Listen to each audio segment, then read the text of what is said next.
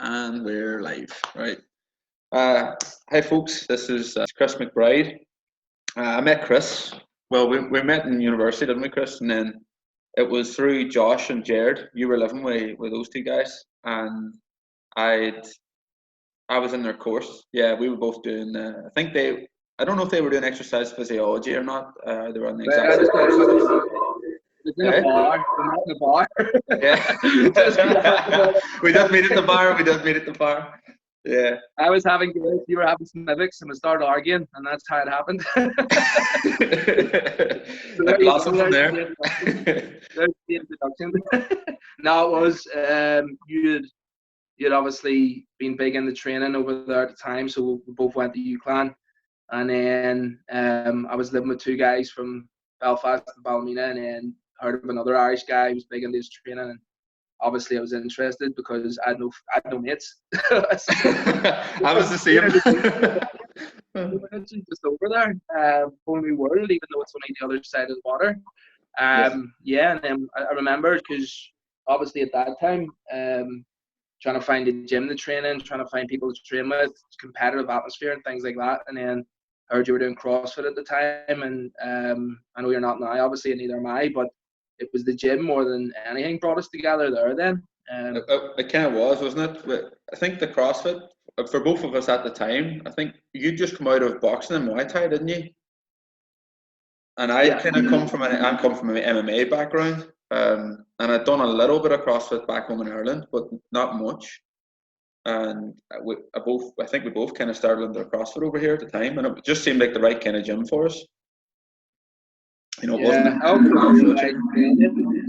You're probably going to have to stick subtitles on this for everybody because of our accents as well. It's just like being in England all over again.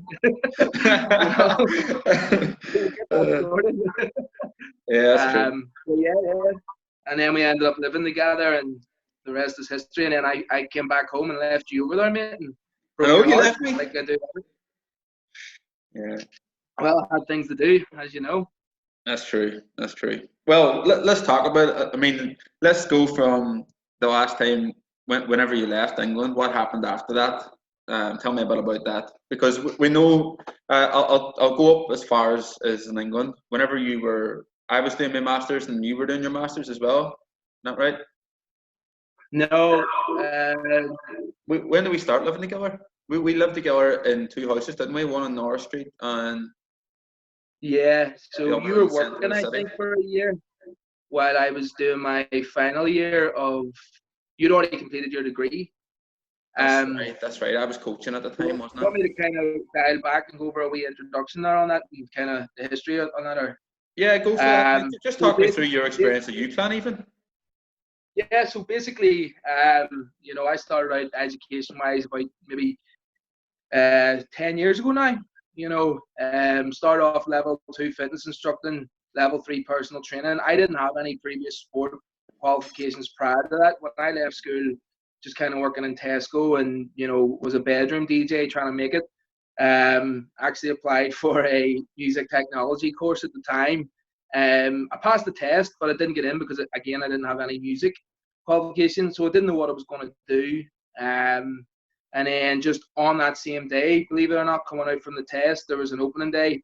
I've always been in the sport and training, and then, seeing this level 2, level 3 personal fitness instructing and personal training course. It was a year long, mate. It was free, got you a qualification and something that I enjoyed. I was like, right, we'll give that a go.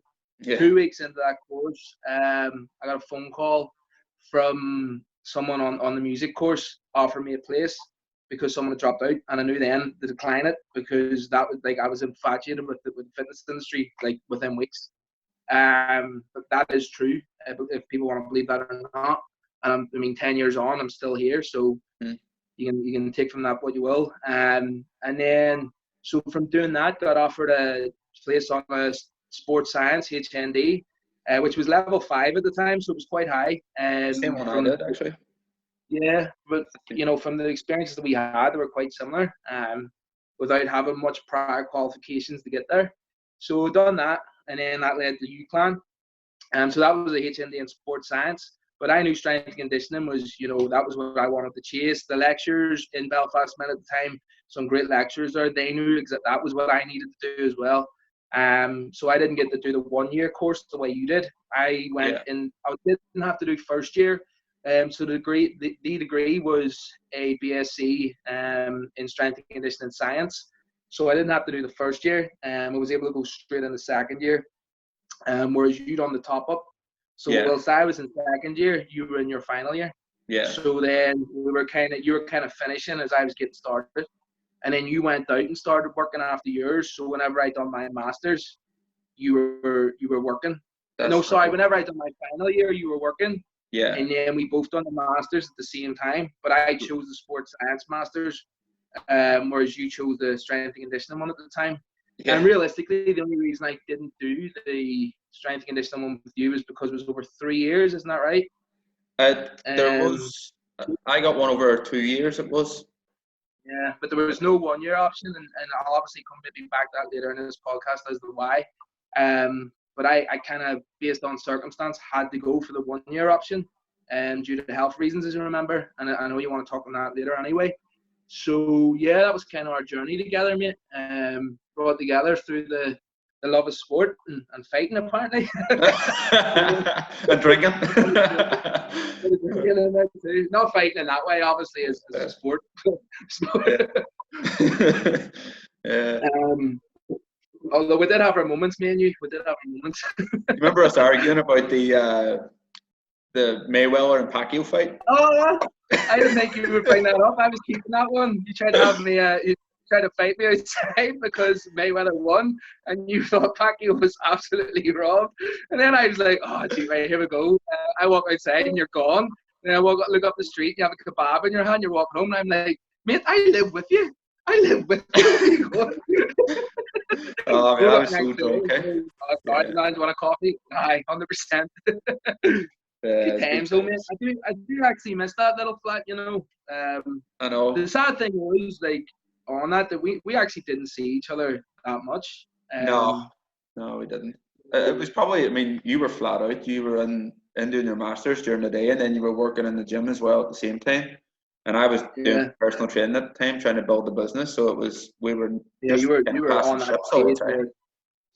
Yeah, you were at that level then where it's like it's your life, you know, and you have to when you're starting out, obviously. But yeah, that kind of brings us up. So I suppose then, so that was 2016. And then where I am now, I'll maybe work backwards. So as he said, my name's Chris McBride. We'll get to the introduction. I am a strength and conditioning coach based in Belfast, and I run this business, Strength Coach NI. I'm also a teacher for a number of providers for courses such as Level 2 fitness instructing, Level 3 personal training, Level 4 strength and conditioning as well, and teaching that over here in Belfast as well, and then across the world in Dubai actually, which is pretty cool. Been there 3 times now, and it's been amazing. I'm working on part of the Rugby Academy as well. Belfast Net Rugby Academy is one of their strength and conditioning coaches, and that's pretty much it. That's the career right now. So as I say, my business teaching and an S&C coach for the Rugby Academy as well. It's pretty full on, but it's great, mate. It took probably about, honestly, 4 years to get there anyway. So from 2016, after all that education we talked about, it's been some journey. It's been difficult. The first year especially was the biggest learning curve you could ever have, I suppose, in business, and you went through it as well. And that's what tests you, you know, and that's what brings you to this place where, you know, and even now, like, yeah, I'm proud of the business and what it's achieved and other things, but there's still a lot more, obviously, that I want to accomplish with it. But that's what I do. I don't know, same as kind of when you talk Chris, I don't know if that's who I am, but that's what I do. If you've anything to add on to that, I don't know, but that's where I'm at the minute. Or is that... It's funny because you know, Chris Edmondson, who was on the first podcast, he mentioned, you know, his job's doesn't make him up in that way, but he was going to say that, but then he ended up saying actually a lot of what I do is related to my work as well. And yeah, because it's interesting. I would say my life is what I do, you know, and it's who I am, because I've found that great balance now of, and you've maybe seen it through, I suppose, the marketing or whatever you want to call it. I am just myself. Yeah, I've had my ups and downs, but I've never really changed my core values as a person, even with business, you know. And you see it, and we've all went through it, you know, this word professionalism, you know, people don't really understand what that means and this need to be professional and all the rest of it. Well, yes, but that doesn't mean you have to be so militant that you lose a personality in the process. And that's something I Yeah. never wanted. So, I mean, I'm so grateful that I get to do something I love for a living. Man, I remember, and people don't believe me in this story, but it's true. And again, this goes back 10 years. 10 years, and I always remember it because I hated the guy instantly. And we were about to do our level 2, and he came in from LA Fitness at the time, and all he talked about was money and who's here to build money. And then he said, who's here, you know, not to make money or something. And I stuck my hand up. So he picks me out and he's like, you're a liar. And he's like, you may not want to admit it, but, you know, everyone's here to make money and all the rest of it. And I said on that day, no, man, I'm going to teach this one day. The dog's going. I was wondering when he was going to speak up. You just want to get into you, mate. You're all right. You're all right. So he was like, right,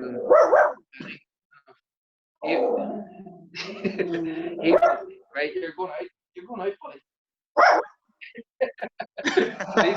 Sorry, don't worry about it, man.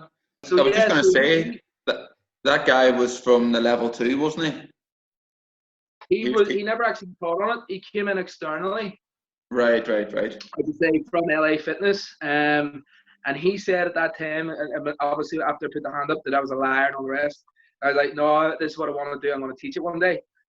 And you know me, I've always been confrontational with that type of stuff. And then he was like, oh yeah, of course, I'm not saying that. And kind of changed his tone. But I just remember that because I haven't changed 10 years on, you know. It hasn't got so driven yet that it's like just all about that, you know, that one side to run the business. I'm still, even as I told you, all the experience and stuff there, still as a coach, still feel like I've so much to learn and such a long way to go. But to say it's just a career would be a lie, you know. And I don't even, there is obviously different sides to everybody, but I think now I've got so far into this rabbit hole as such that it is like, this is just a part of who I am now and what you do and who you are. Like, I've learned so much as a person through coaching. You learn so much with relationships with people, field relationships, you know, just life lessons and everything comes through it, and it's from that career as well. Yeah, I mean, there is certain aspects where you have to learn how to separate, because you know, even weirdly, if you're dating or anything now, it's like you listen to someone's problems and you're not listening anymore. You're trying to fix it because that's your auto tuned to do that. Yeah. Fix everything, to be a problem solver. And sometimes things like that are really hard to switch off. I'm sure you've found that as well yourself.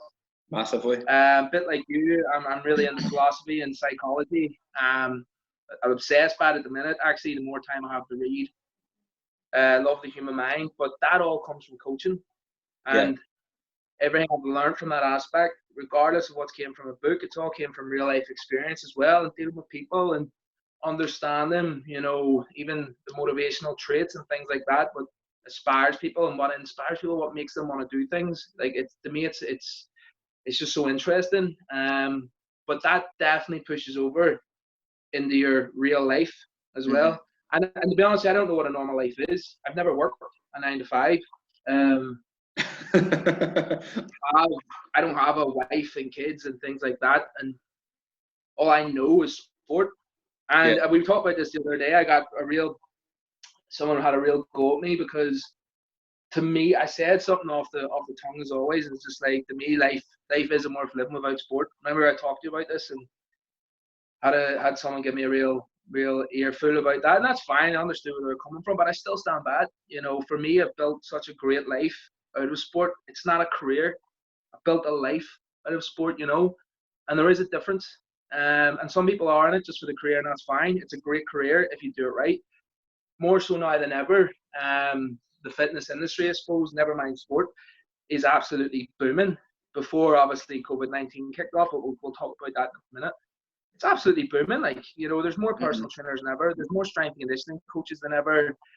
It's not necessarily always a good thing, but people are changing their lives due to this. You know, I do think the fitness industry is a funny place for that. because contradictory to what I just said, some people get their life so infatuated with personal training that they don't live in the real world anymore. They think everyone's lives revolve around the gym and revolve around training and eating well. And you're like, that is not how regular people work at all. You haven't learned the first thing about empathy. So I don't think I've lost that side. Like the further I go into coaching, it's my niche, it's my tunnel vision, it's what I do. But I don't expect everyone else in the world to follow suit and just follow the same life. That's up to them. But I think that's where a lot of young trainers are getting it wrong. I think you're right there. I think that a lot of personal trainers that go wrong in the industry are expecting the same from others as they expect from themselves. Now, if somebody is regimented and calorie counting and doing everything that they're expected to do and training twice a day and all this stuff, it's fine if you get on board and you have people like joining a course, for example, where they want to do that. Like we have a course just like that, where it's called the Crucible, where there's everything involved: mindset, training twice a day. It's not easy, but people come on board knowing exactly that.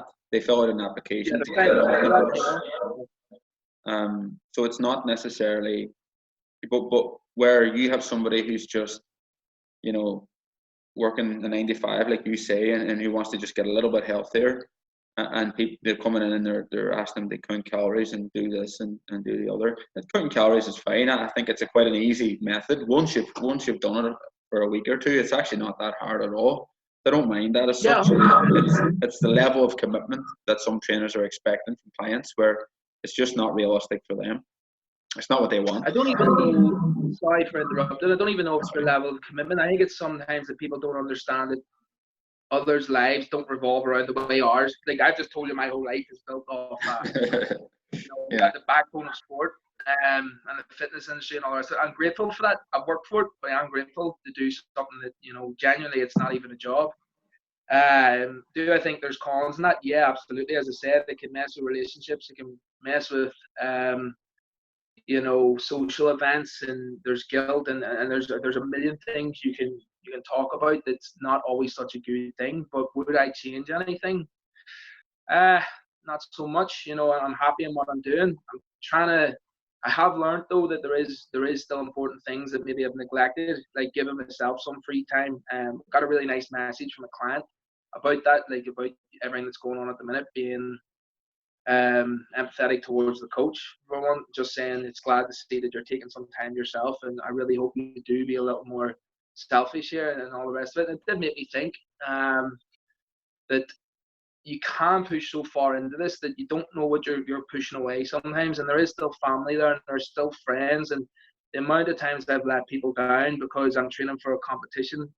Well, we haven't really talked about the athletic side of things, but I compete as well in powerlifting. So, I mean, that has an effect. And then you're working late nights. And then if people are going out, maybe you've got a game that you need to be an S&C coach at on a Saturday. Maybe on a Sunday you're teaching a workshop.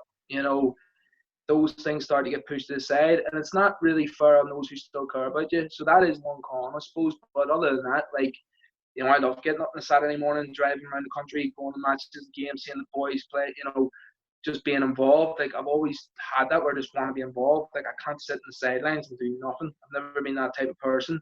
The only real sport I enjoy watching is football because I'm crap at it.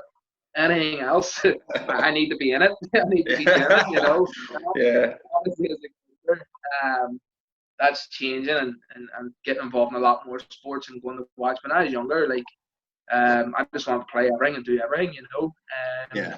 So there's always been that element of wanting to be involved and wanting to be out there. That comes from being an extrovert kind of person, which I'm an extroverted person with deep introverted traits, but there's definitely that participation element where you just want to be involved in that.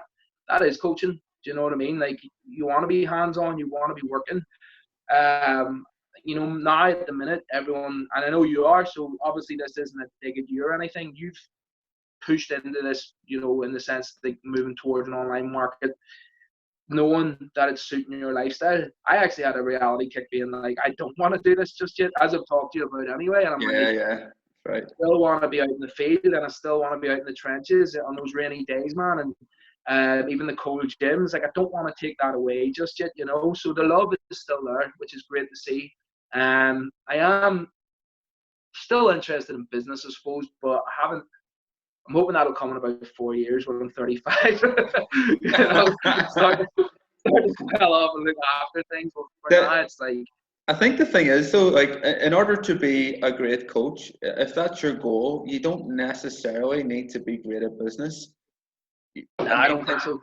It definitely helps, but I don't think it's necessary. And I think that, I mean, the way you come across in your social media, I've known you a long time, Chris, right? And you come across in your social media, your professional page, exactly how you come across in person. There's no difference whatsoever.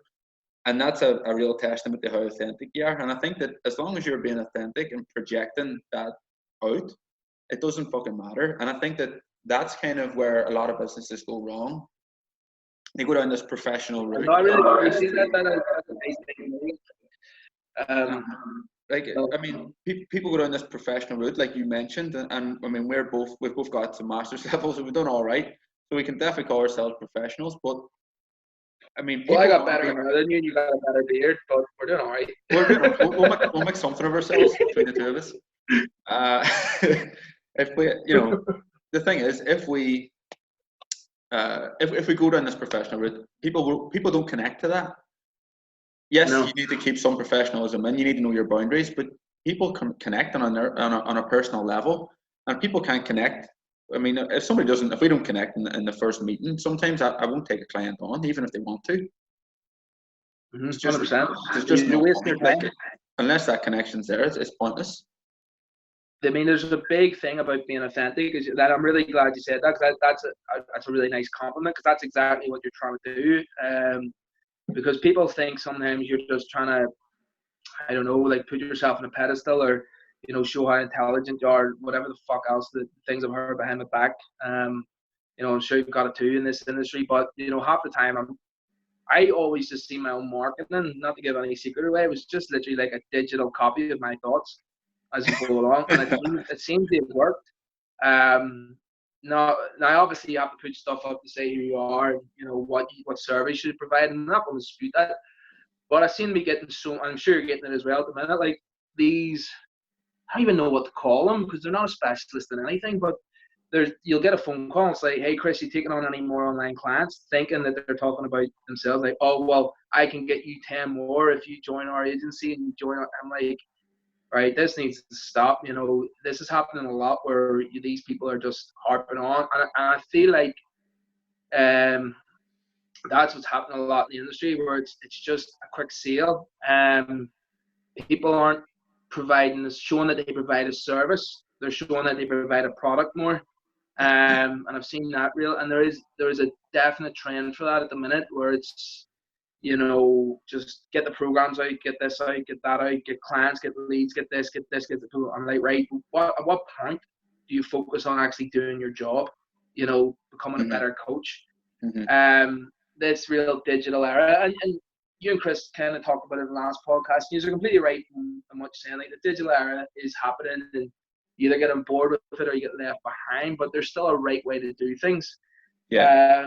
There's nothing more disappointing than when someone looks amazing on social media and you meet them in person and it's like a brick wall. Like, to me, and I've had that a few times, I've even had people come from mentorship and they're like, can you check the social media, can you check this and all the rest of it? And I'm sitting across from them at a coffee table being like, I can't even get a conversation out of you, and you're coming to me for help.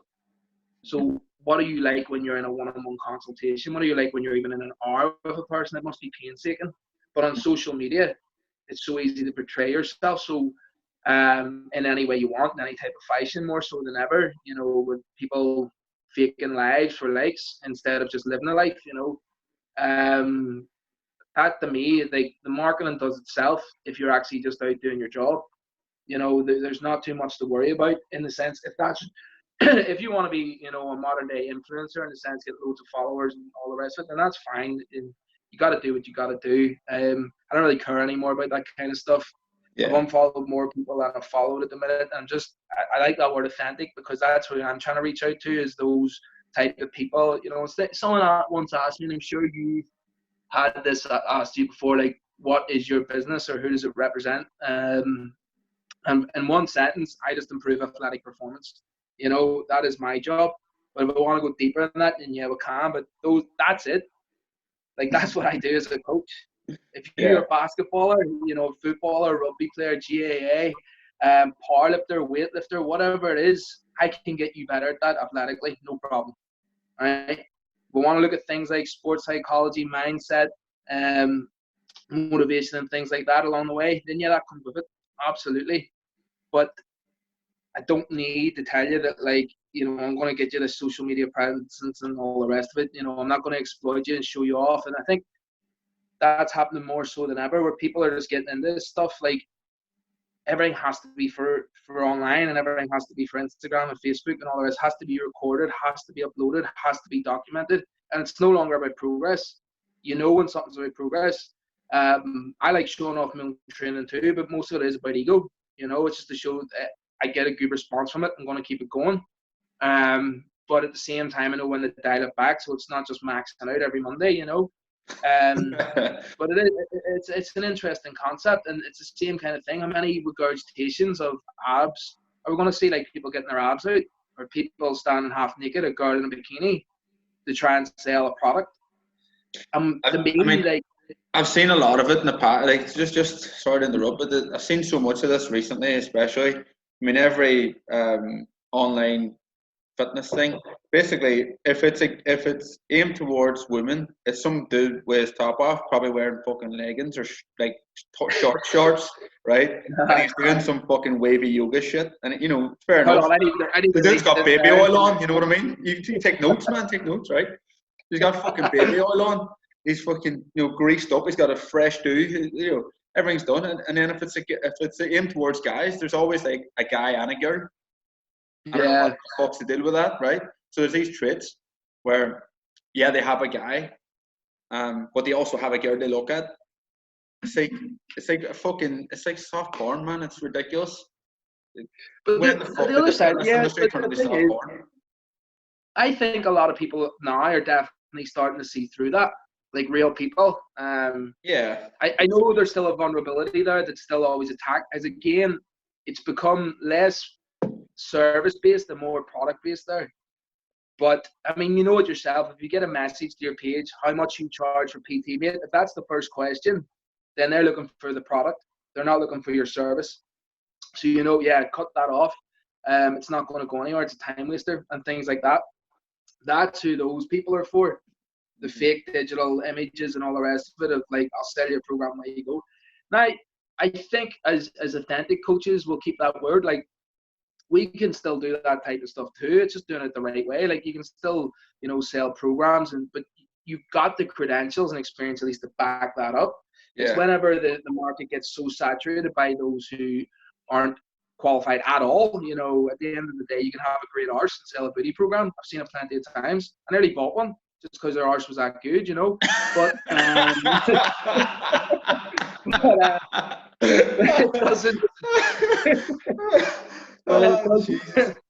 It doesn't stop us from still doing the right thing in our services. Like, you can still sell good things, and that's what I've learned. Like, moving into the digital era, it's just trying to find that right balance. Like, look to see what people are doing right, what catches attention, and then how you put your spin on it, so you're still ethically doing the right thing. Like, I want to sell books and I want to sell programs, but I want them to be decent representations of this.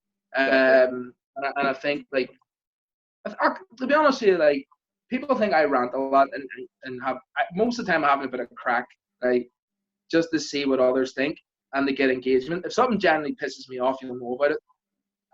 Like those digital marketers at the minute, like, they are, but that's because they're ringing me, emailing me. My LinkedIn messages are just like, my client can get you 10 clients, and it's just a list of it. Most of my messages, Chris, just to add to that, like, we obviously run Facebook adverts, right? We run one recently, and you were asking, you mentioned about what's your tagline or what you do, what's your service doing? You said improve athletic performance, and I think mine is simple enough. I solve problems.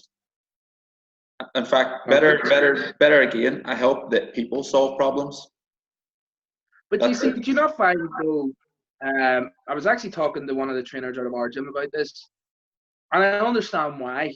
People are almost ashamed to be personal trainers now because of this oversaturation. I'm like, being a personal trainer, yes, I go down the strength and conditioning route, but that does not mean I'm better than a personal trainer. Definitely not. I still have some personal training clients, actually, like people who have invested themselves in my service. It's just horses for courses. Well, sorry? It's just horses for courses. There's personal trainers have one type of clientele, strength and conditioning coaches have another. It's, for me, that's the brother. Sorry, mate, he just, what were you saying?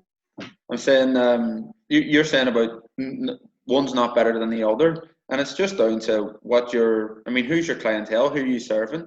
If you're a personal, I'm more of a personal trainer than I am a strength and conditioning coach, and I know that. That's fine. I'm happy with that. But that's what I'm saying, and that's a good thing. Like, you're still serving like a population. You still people still require your service. It's problem solving, and I like that, because regardless if it's strength and conditioning, and regardless of if it's personal training or fitness instructing, well, we'll still add in. It is still problem solving at its core element. So for me, I just prefer working with athletes because that's where the passion is. It's not about glory or being better than anyone. Or I think there's pretentiousness sometimes with strength and conditioning, but it's also became these two fancy buzzwords. But I can understand why people, it's not that they're ashamed to be personal trainers, it's just that everyone started putting PT beside their name and it gets oversaturated, and, the comparison model starts to come back into play. So when I say, well, it's my business, dude, is, improve athletic performance, that's just what a strength and conditioning coach does. When I was thinking about what you and Chris were talking about, obviously me as a coach is much deeper than that, but it was just a simplified service. And there's other things as well. And I think people are forgetting that they still can provide a decent service to people that need it. You don't always have to be like this guru or this expert. It's just enjoy what you're doing and do a good job. If you do right by people, word of mouth gets around and you'll be well known for what you do anyway. But I would rather be worth known than well known. It just happens that both seem to work together when you do something right. And I think so many people now just want to be well known, and it gives personal trainers this bad reputation because there's so many of them. It's a mad industry for this, of this like celebrity style status. Where the fuck did that come from, man? Whenever I started out, it was like, you don't see lawyers who are self-employed also like running Instagram accounts, and you don't see doctors doing it, you don't see anyone else doing it. But for our industry, it's just the norm. And I get that you're trying to get people to invest in you and you know what you do, but it's crazy to me because that just came with the social media boom, and it's almost like social media was just made for the fitness industry now, So I can understand where people feel like they don't really belong and all that. And for me, like, again, when it comes to marketing, I mean, I will be honest, I just have fun. And it's worked so far. Like, do you know that Joker quote where he's like, I'm like a dog chasing cars, don't actually know what to do to get one? That's me. It's just every opportunity that comes your way, go after it. See what happens, figure it out as you go along, learn from the shit that doesn't go right and learn from the stuff that does, and just enjoy it along the way. Don't get caught up in all this comparison crap. I do like to keep an eye on things, in the sense I just enjoy the industry and enjoy people's psychology. I do subtle things in my marketing to see who's watching, and then I don't realize that they're back. That wee hand thing, by the way, was something I done probably about. I said to one of my clients, like, watch this, because she thought I was being paranoid about something. But like, I know a lot of people over in this industry, and the wee hand thing was just stupid. And that's taken off. And then the next thing you know is like you start seeing this thing in all the people who are following you and doing it. And there you go. But they're never liking your posts and they're never engaging. But I was just trying to prove a point that people are always watching. We have. So then I was like, just to touch on that, Chris, the Titan page has basically, I think it has 20 more followers than it has likes. So there's 20 people following our stuff, following our page to watch what we're doing, but don't like us. So that's I don't really pay too like. I think between the two, it's a decent amount. It's like 6,000 people between the two, which isn't bad. But I haven't paid for them, and I'm not worried about.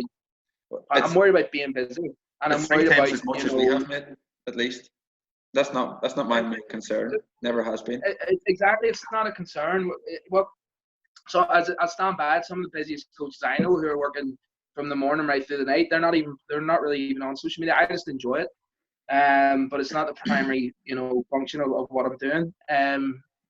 But I mean, like, it's just getting to that point now where everyone's just so against each other, and I just can't be asked with it. So if I actually thought about not being a hypocrite then, and starting to network with more coaches and doing things like this and starting to reach out. And to be honest with you, weirdly, the COVID-19 stuff kind of did a lot of that for us. I don't think I've ever had as much messages from coaches and stuff over here, all across the country, north and south, looking for advice, and vice versa. I was asking them what they're doing and things like that. But the networking was great, and you built that up.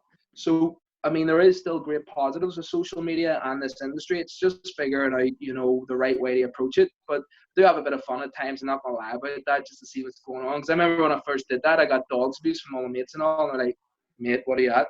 And I was like, watch it. As the kids in powerlifting competitions and other. Now, I didn't invent that by any means. But I'm just saying, in the circle who's following your page and stuff, you start to see. But what it shows you is that people are getting something from your content. At least they're getting some form of engagement, or they're taking something. Yeah.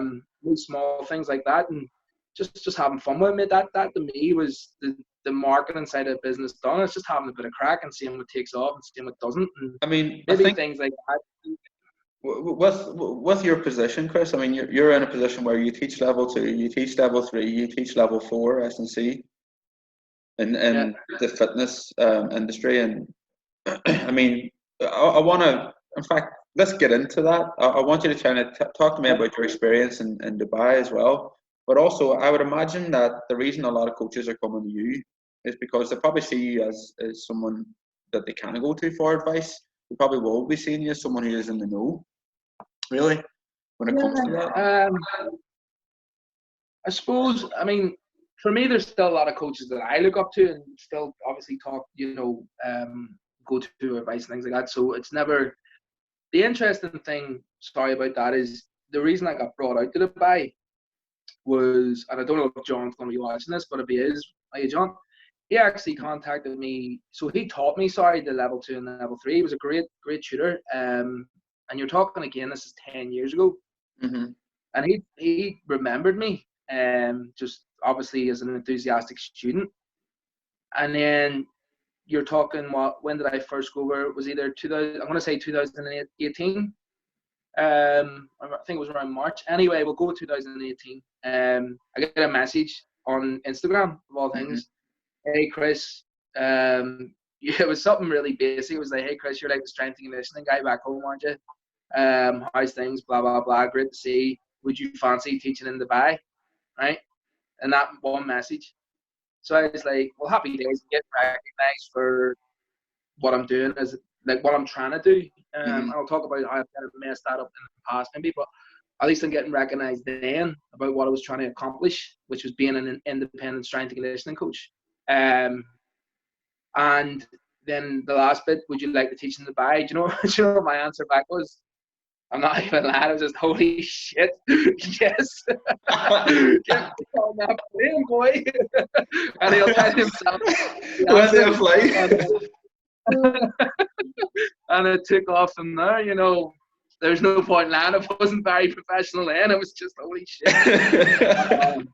But just there you go. There's an impression from 10 years ago. And I tell that to maybe some of the younger ones coming through. Because I have a couple, and if they're watching this as well, like some of my students, mate, I keep my eye on them and see what they're doing after. And some of them are absolutely killing it. And they're only starting out. It's sad that this pandemic kind of kicked off and some of them are only starting out their careers. But they were doing brilliant beforehand, and I've no doubt they'll come out of this and continue to do so.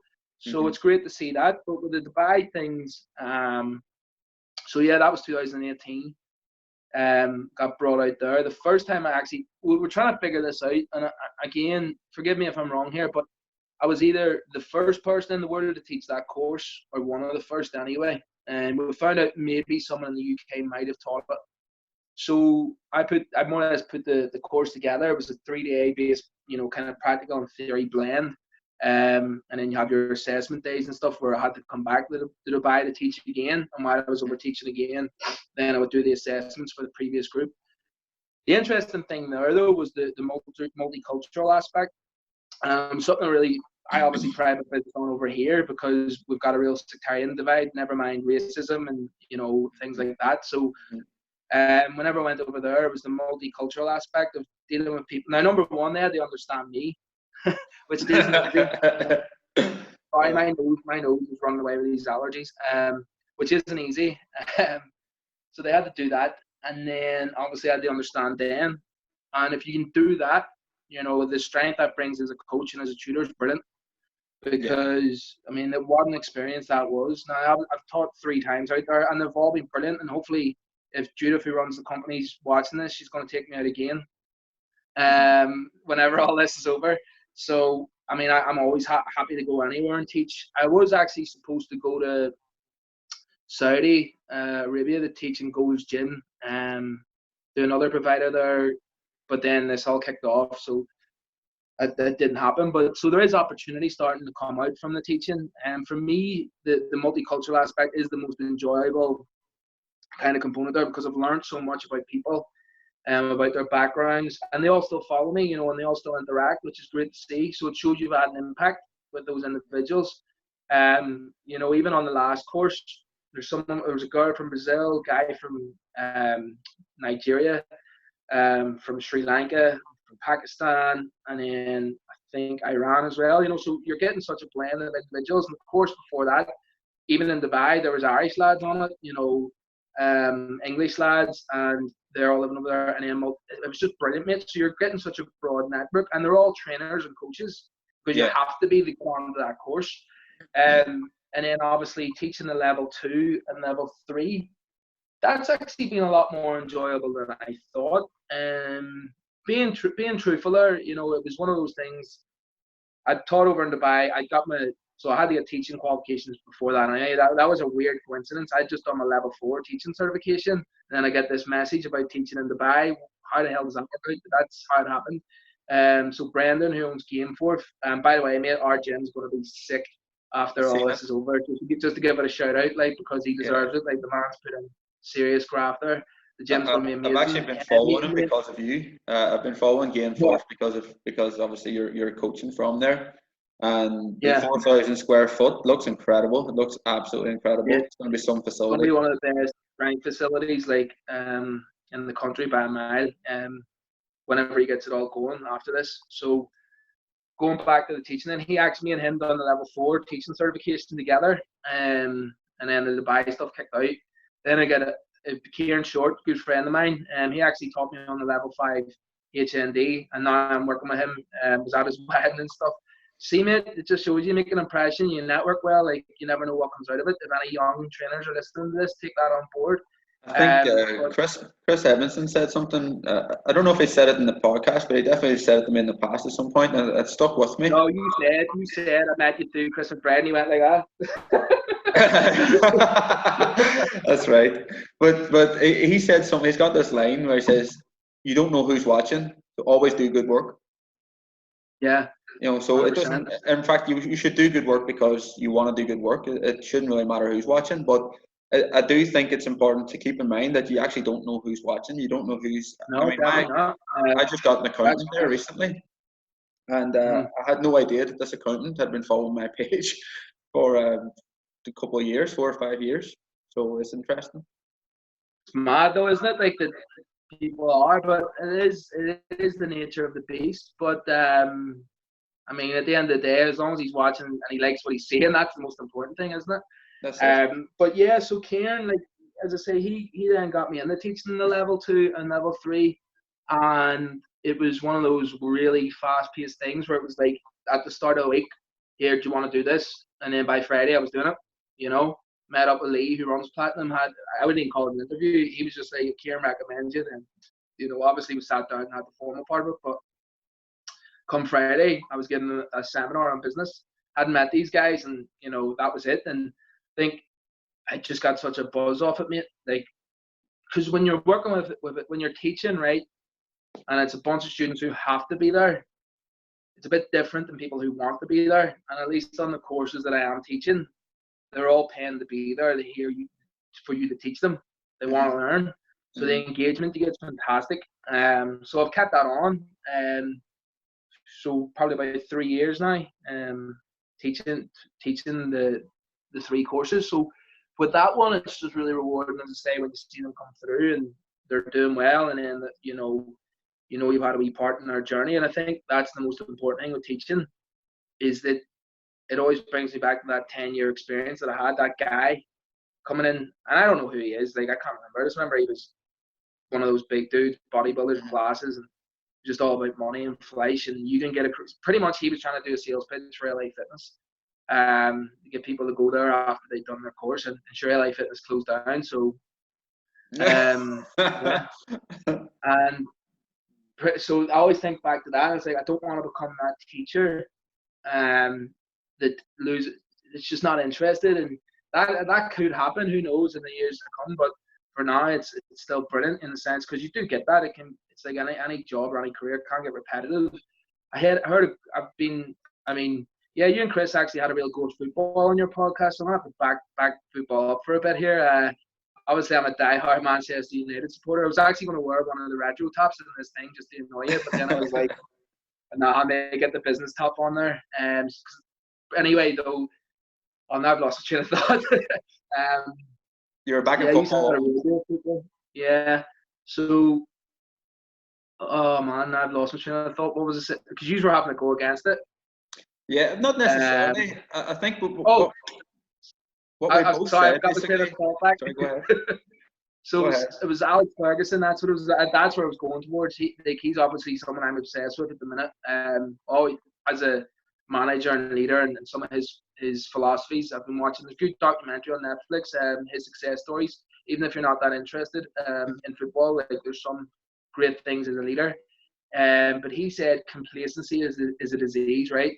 And mate, it's just been stuck in there since he said it. And I have got complacent, and I will be honest with things, because they're running so smoothly, and everything's in a regiment. And it's just, even with this pandemic kicking off, I've been so chilled out, as you know, with things. Like, I lost pretty much 3 jobs there. I've done a wee bit online, but it'll come back and I'll rebuild it. I've been there before. I've had that experience with the business field and rebuild it. I can do it again, but it's actually that wee sparks come back. That feeling where you're just like, I need to get back at this. I've got ideas and I want a fresh start. This is how I want to do things. And again, it's just like thinking ahead of how I want to read, and that wee sparks is back there. And that sentence, complacency is a disease, I think it's brilliant. Talk a bit more about that, Chris. Like, so you're saying, you talked about becoming complacent, and you mentioned that the business has failed in the past. What happened? What happened there? I think people would be interested. I'm certainly interested to know more about it. Well, so if we rewind back to 2016, right? Just finished the Masters, came back here. Thankfully, I was pretty proactive. I think I wasn't even properly finished with Masters, still writing in the dissertation, but I started to launch the business anyway. So I came back in May. I was up and running by June, I'm going to say. And I started working out at McGee Health and Fitness with Brian McGee. Now, just on that, like, I absolutely loved working there. At the time, I loved the people I was working with. Brian, brilliant. I'll never have a bad thing to say about that place. It's just me. And this is maybe something interesting for people looking at their environment, surroundings, and complaining all the time. Have a look at yourself. If the surroundings aren't right for you, that's fine. But decide why, and still have a self-reflection there to say, well, what did you do wrong? So coming back to what I did wrong, I had this philosophy that I wanted to come back. I hadn't seen much independent strength and conditioning coaches at that time. Social media probably wasn't as prevalent as it is now. It was kind of starting to blossom. So I was like, right, that's what I want to do. That's what the qualifications say.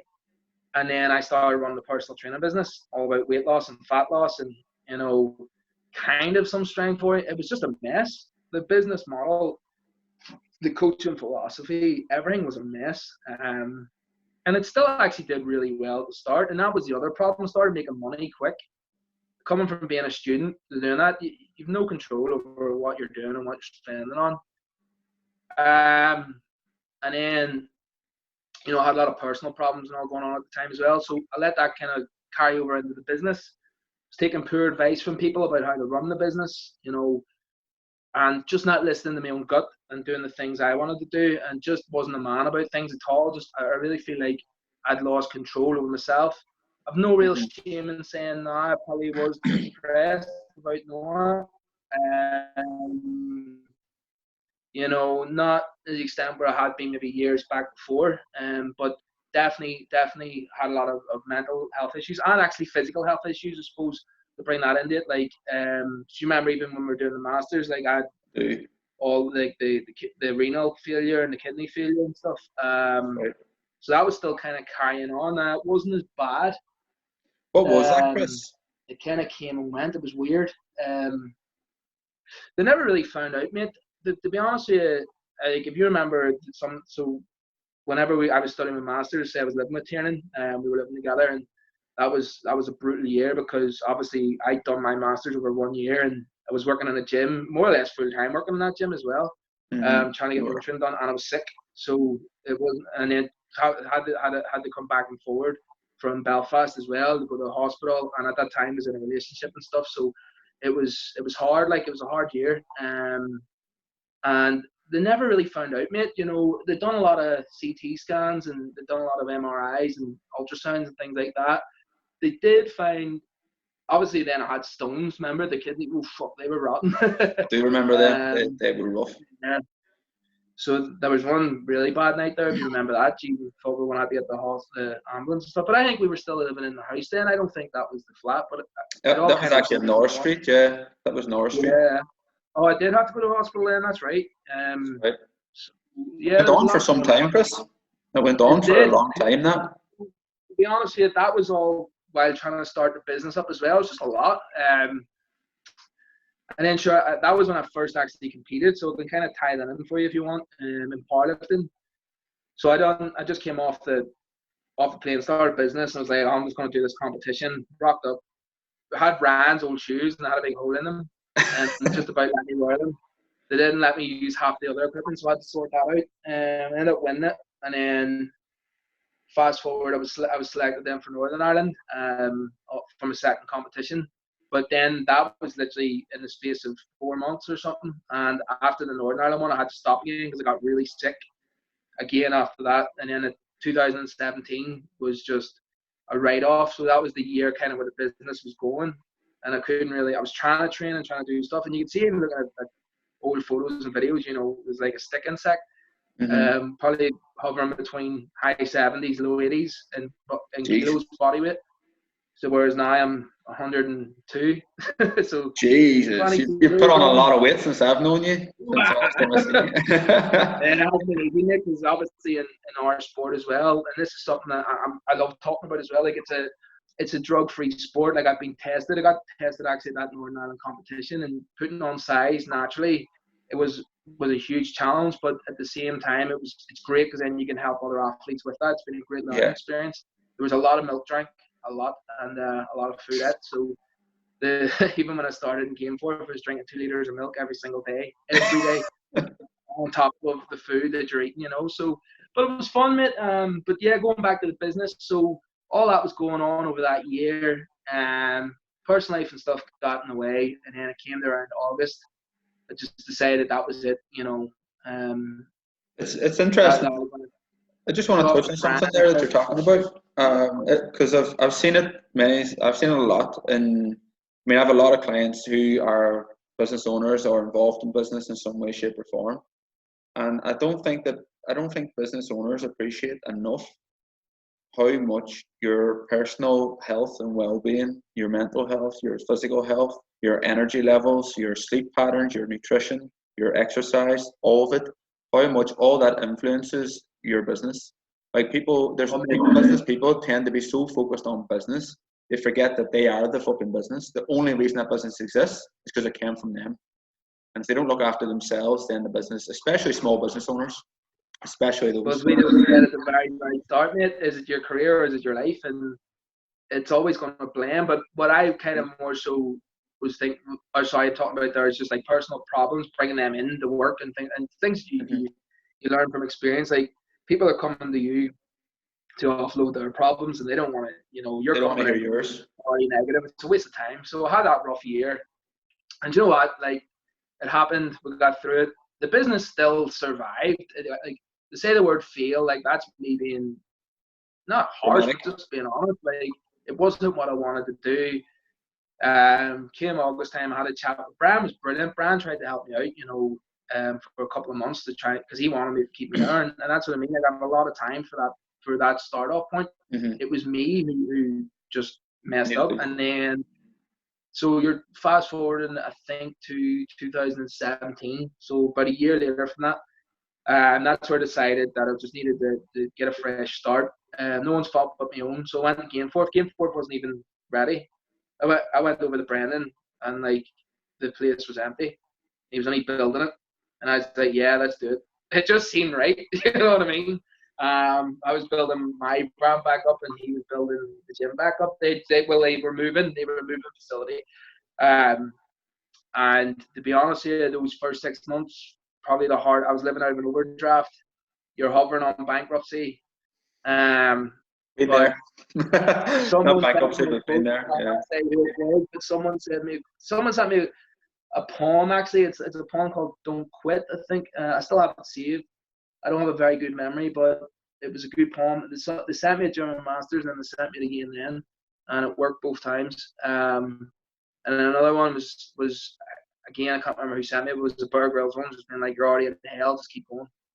And honest to God, you know what I mean, mate? I'm a weird person. You've probably gathered anyone listening to this. I'm quite into philosophy, and I'm a weird motherfucker, but it is what it is. And that got me through. I just kept working, and I pretty much lived in that gym. And the gym is changing all the time, and slowly but surely, people start to read into what you're doing. I was practicing what I was preaching. I was training. Perception's huge. I was a small guy. I was a small, strong guy, but at the start. But once I started putting size on and strength level fit, people started to notice. Yeah, don't get me wrong, I got quite a lot of compliments, like, Jesus, you're really strong for all the size, those type of things. And that stupid Hulk nickname came out of that, and I just decided to go with that and obviously market it. But that seemed to be around for years. I don't know where the hell that came from, but me, I just seen it, and again, had a bit of fun with it. And you've always liked the Hulk, so I don't know where, but anyway, wee 80-kilo guy with a Hulk nickname. Should have called me Bruce Banner, but at least I had the intelligence, the degree and stuff. But definitely didn't have the fucking brawn to match me. And I decided that perception was a big thing. So then that's where putting on the size and then going back competing, and everything just gelled together again, because I was doing what I wanted to do. I was running the business the way I wanted to run it. Taking the advantage of every opportunity. That's when I started working in the college and things like that.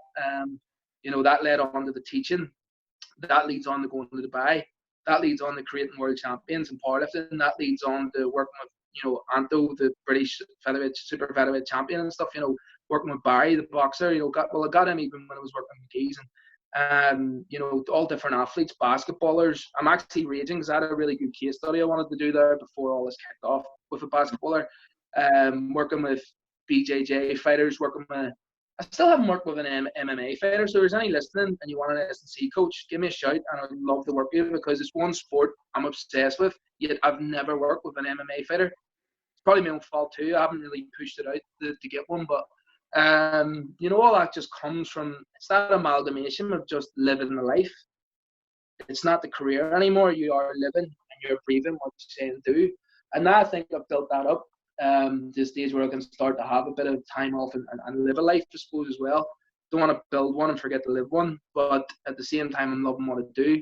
So I do think after all this, it's going to be rebuild time again, and there's going to be a lot of investment in rebuilding the business. And as I say, athletes are obviously struggling as much as anyone at the minute. So I've no doubt when the gyms reopen, there's going to be a lot of people need a lot of help, and it won't be just the physical nature and the side of things. And that's why I'm the same as you. Two of my key lecturers whenever I was in UCLan was Christopher Evanson and Stu Wilkinson, and I reached out to Stu last night for some sports psychology advice and some books to read. So I've got them coming, because that's what I think I need to focus on.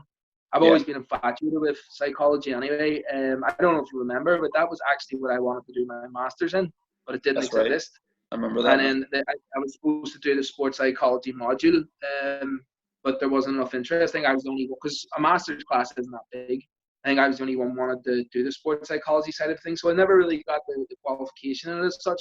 I did do it as modules on my degree, and got first. Because that's how I met you. That just shows you Yeah, what a that's great same guy as he that. is. That's exactly the He same. I done I did the same module. I done an assignment on a case study, and he didn't even mark it. And then I'm walking down the corridor, and he's like, "Oh, Chris, did I speak to you?" And I said, "Yeah, of course." And he's like, "Your work was brilliant." And he's like, he's talking through it. And I'm like, "Who the fuck's this guy?" And then the next thing you know, he's then teaching us, like, in a couple of, I was like, "This guy's a legend." Yeah. But I'll never forget that. I was always really proud of that, just that someone had enjoyed your work, Mm-hmm. and they weren't even marking it. And so we reached out to him for some sports psychology books and stuff. And I think that's because you're already in that yourself, and you can tell by your content and stuff, you're big into that, mental strength component, which is definitely what we're doing over here in Belfast as well. So that's where I'm at the minute, and that's where I'm pushing. I'm actually trying to, well, never say never, but there may be some academic courses such as PhD or something maybe in the works here, and not now, before I scare anybody of my clients, because they'll be like, "No, he's not." But I have been looking to see what sports psychology ones are out there. I've seen a great one. Can't remember the exact title, but it was pretty much looking at the psychology of youth athletes and things like that, and their readiness, the exercise and stuff. Just interesting topics, but I can't remember. You know yourself, they always have these massive titles. Like Yeah. even my dissertation, I came up with my memories the other day, and the title was fucking, it was like a book in itself. So we like to do that with academic courses. But yeah, that's kind of where I'm at, mate, and that's the experience that I had. It's not all. It was bad at the time. It was horrendous at the time, and I'm sure people listening, like, that's only that's a smidge of what's happened over like a lifetime, obviously. But that 1 year was a huge learning curve. And I think if I was going to give any young trainers advice on that, like, be careful who you listen to. Only get advice from people that your gut tells you to, and people you respect, because everyone's going to want to give you an opinion, and everyone's going to want to tell you how to do things. There's nothing worse when you're starting out, you're being compared to those who are at the top in the industry. Like, why are you not doing that? They're doing that. Why are you not doing that? And I got that a lot from people, and it used to fuck with your head a bit, because you're like, well, why aren't they up there? And you're like, well, you have to earn that. You have to earn, again, be that person worth knowing. Don't be just striving to be well known, and I think that's really important for the up and coming coaches, because there's some brilliant ones out there, but they're just jumping too far ahead. Like, there's guys in their early 20s, saying that they mentor fitness businesses and stuff, and you're like, you have a lot to learn still. And I'm sure maybe they're giving out some decent advice, but it's so regurgitated, man. It's like, find your USP, your unique selling point, talk to your target audience, decide who you want to work with and speak to them. I could write that wee book and hand it out. Yeah. I'm sure you could. And all they're doing is charging people a lot of money for it. Well, I'm not saying it's right or wrong. I'm not going to tell people how to run their business, but if you're wanting to be a good trainer or a good coach, that word authentic, man, I'm glad you brought that in, because that's it. Like, you'll always win in the end, and you'll always push through. You just have to accept that it's going to be, sorry for stumbling here, but you have to have a bit of patience. It doesn't happen overnight. Those failures will happen. Shit happens anyway. It's probably going to happen again. I'm trying something new at the minute with this coaches cues thing, and some of it's going really well, some of it's not going as well. I have plans there, even with the strength coach NI, I have plans for that name, the NI in particular, and we small things that are 5 years away or maybe longer, but there's just always something, and there's always ideas, and there's always things you're working towards. But don't forget about the grunt years in between, because that's where you're building a reputation. And as you said, that's what you don't know when people are watching or people are taking interest. But if you try and go from zero to hero overnight, then you've missed all that. And people will get bored very, very quick. People, like you're saying there, basically, I think where you're coming from is, if you've jumped from 0 to 100 through some good sales tactic or through some good marketing tactics or whatever that you get from a business coach, throwing in, if you haven't done the self-development to understand and be aware of yourself and who you are and whatever, you'll end up like you were in your first year, where you were pretty successful at the start, but you were doing something that your heart wasn't truly in. And so you hadn't done enough looking into yourself to make that success last. And I think that a lot of coaches are coming in the industry, they're getting successful in a couple of weeks or a couple of months, and then they're realizing that actually that's not fulfilling them, and so they're not getting that feedback that they need from their business as well, because it's a two-way street. And if you're not getting that energy back, it's going to knock you. It's going to send you off kilter at some point, because you'll stop doing good work if you're not enjoying it. If you're not getting what you need out of it, you just stop doing good work. And when you stop doing good work, it's over. That's where everything crumbles. That I actually put a wee thing up last night about self-reflection, and I think that's some good advice for people starting out. That self-reflection, it's never too early to self-reflect. I was talking about this with Chris Evanson, saying that it should be part of every fucking course and every university everywhere. 100%. And I agree with that. And I try when I am teaching to get my students to kind of follow that message and talk about empathy and stuff as well, quite in depth. And I think it's more important than ever, because longevity is such a underestimated component of this career and this life, because it's almost at the start, where I would say people say like you're burning the candle at both ends. I'm like, nah, realistically you end up fucking melting the candle from every side, the top, the bottom, right and the left, because it's just go, and you're working these long. It's not as glamorous as people, they glamorize this industry sometimes, and I think social media is a lot to be held accountable for that. I think the online thing, just to add to that, because my experience of the online thing so far, now I've only gone online I've been online before and done bits and bats, but I've been properly online now for 4 weeks or so, or however long it's been locked down. So far I've lost track of the days. But 6 of them. Is it? Jesus Christ. So I'm not too sure. My point is that people think that the physical PT thing is glamorized, but now more recently I've seen a lot of people glamorizing the online fitness business, this online personal trainer. And I can fucking tell you something now, it's not as glamorous as it sounds. If you want to be a good coach online, right, you've got to be willing to take phone calls at home. You've got to be willing to fucking get up early and do mindset session or whatever people need. People need to fucking learn more nutrition, then you need to do a session on that. It's whatever your client needs, you need to provide, and that's the bottom line. And these people, like I have a foundation course, right, that is done. I don't need to do that again. But see the amount of hours that went into filming that and editing it and voicing over and doing all that. I can't not tell you how many hours went into that, because I haven't been able to count them. It's been ridiculous, right? And there's a lot of time and effort goes in. And then you're relying completely on getting new people in to make up for those hours. Now, it's good in a way, but by no means is it. Even editing Chris's podcast took me all day, because it's a brand new skill. I've never done it before. It took me like 12 hours to work through all that.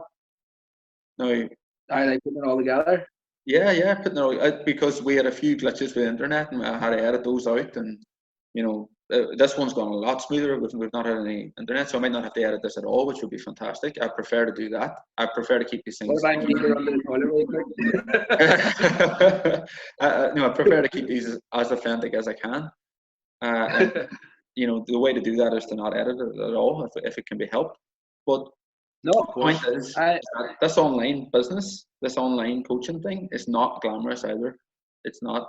People need to get that in their heads before they jump on the bandwagon. Yeah, of course, but it's how it's sold, isn't it? That you can be on a beach and you can work from anywhere as long as you have a laptop. It's like, yeah, but you're still working, and you're still. It's like I'm probably the same as you. Like my phone never stops, and it's not always a bad thing. Like people, it's great that you're getting. I love interaction, but it's busy.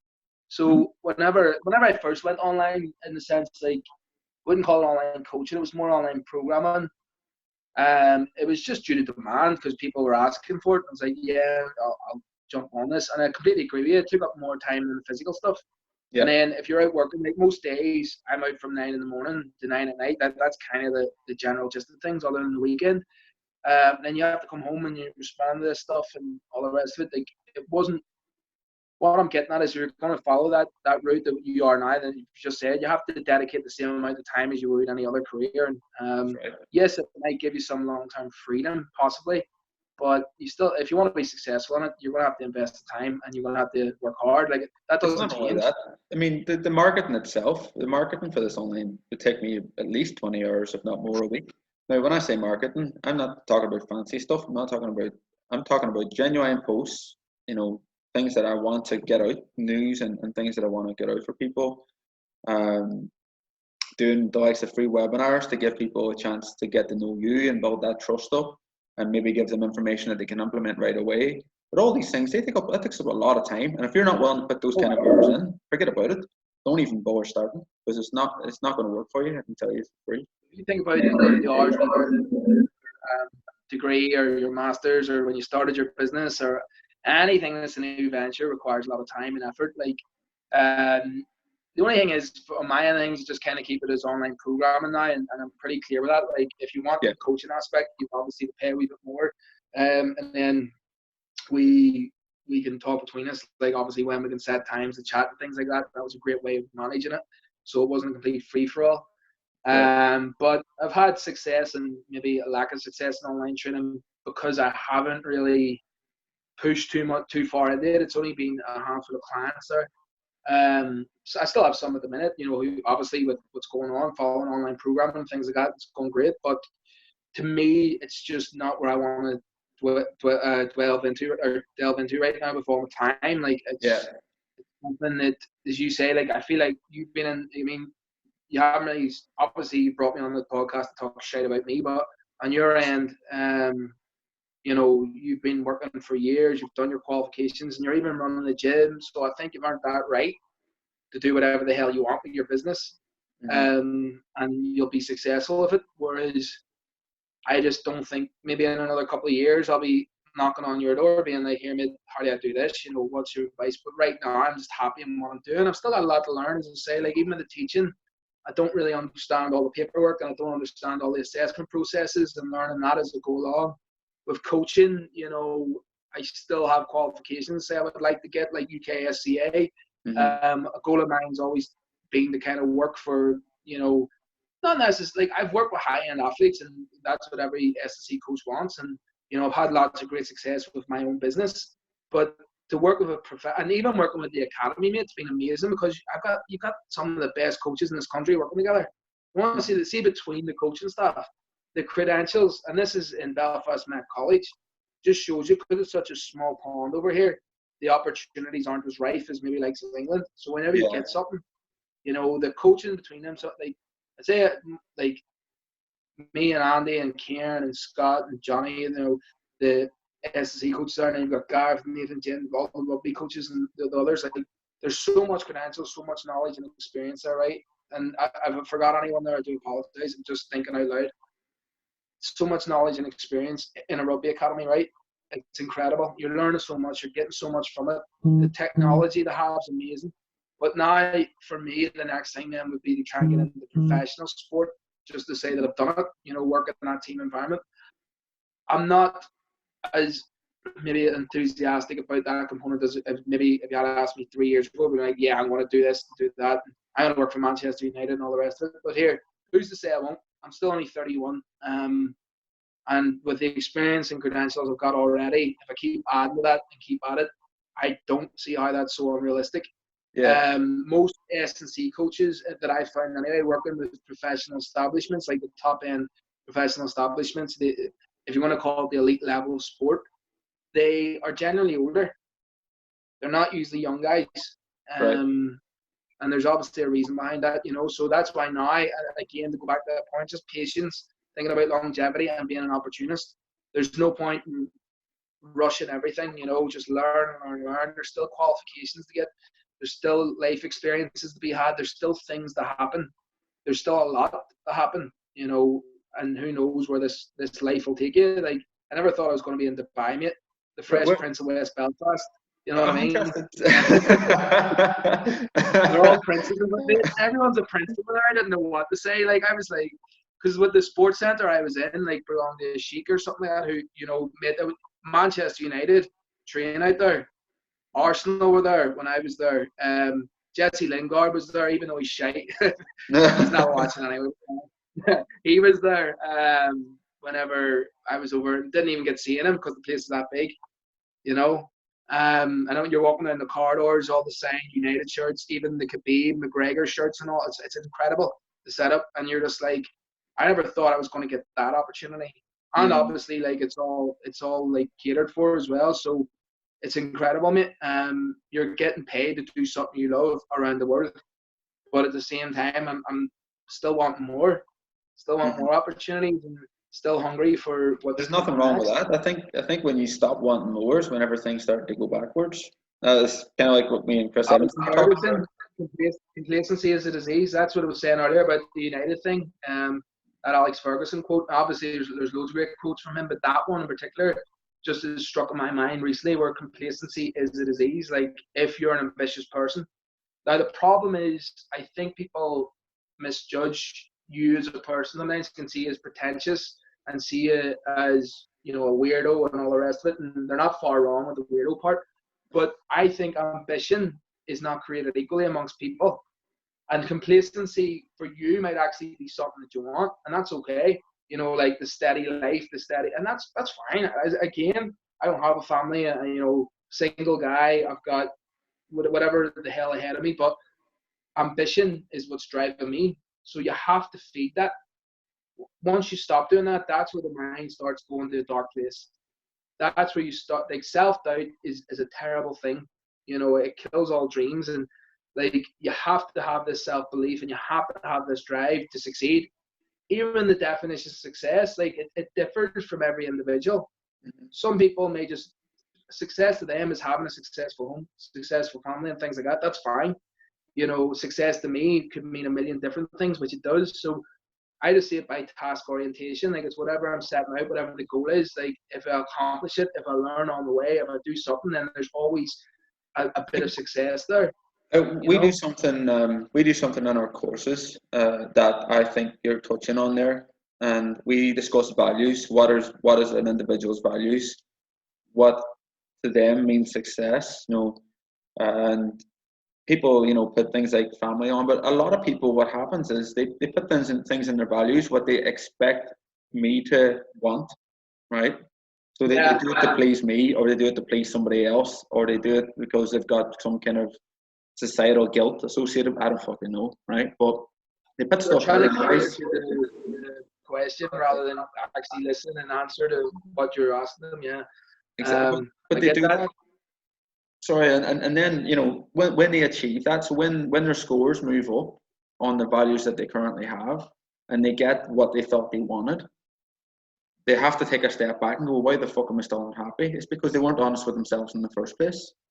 Yeah. You know, but also I think values change over time. Yeah, definitely. But it's that key word is want. It's want. You know, what you want. It's important, and people don't always get that right. If you're not chasing what you want, if you're chasing something because you think you have to do it, or it's the end thing or whatever else, it's never going to bring you self gratification anyway. So I don't disagree with you at all, and it's a hard thing to figure out. And with some of the younger coaches, it's like you kind of look at them, and you're like, well, this is the time you want to make mistakes, and this, ourselves included, you know, try out things. If you feel there's value in what you're doing, go for it.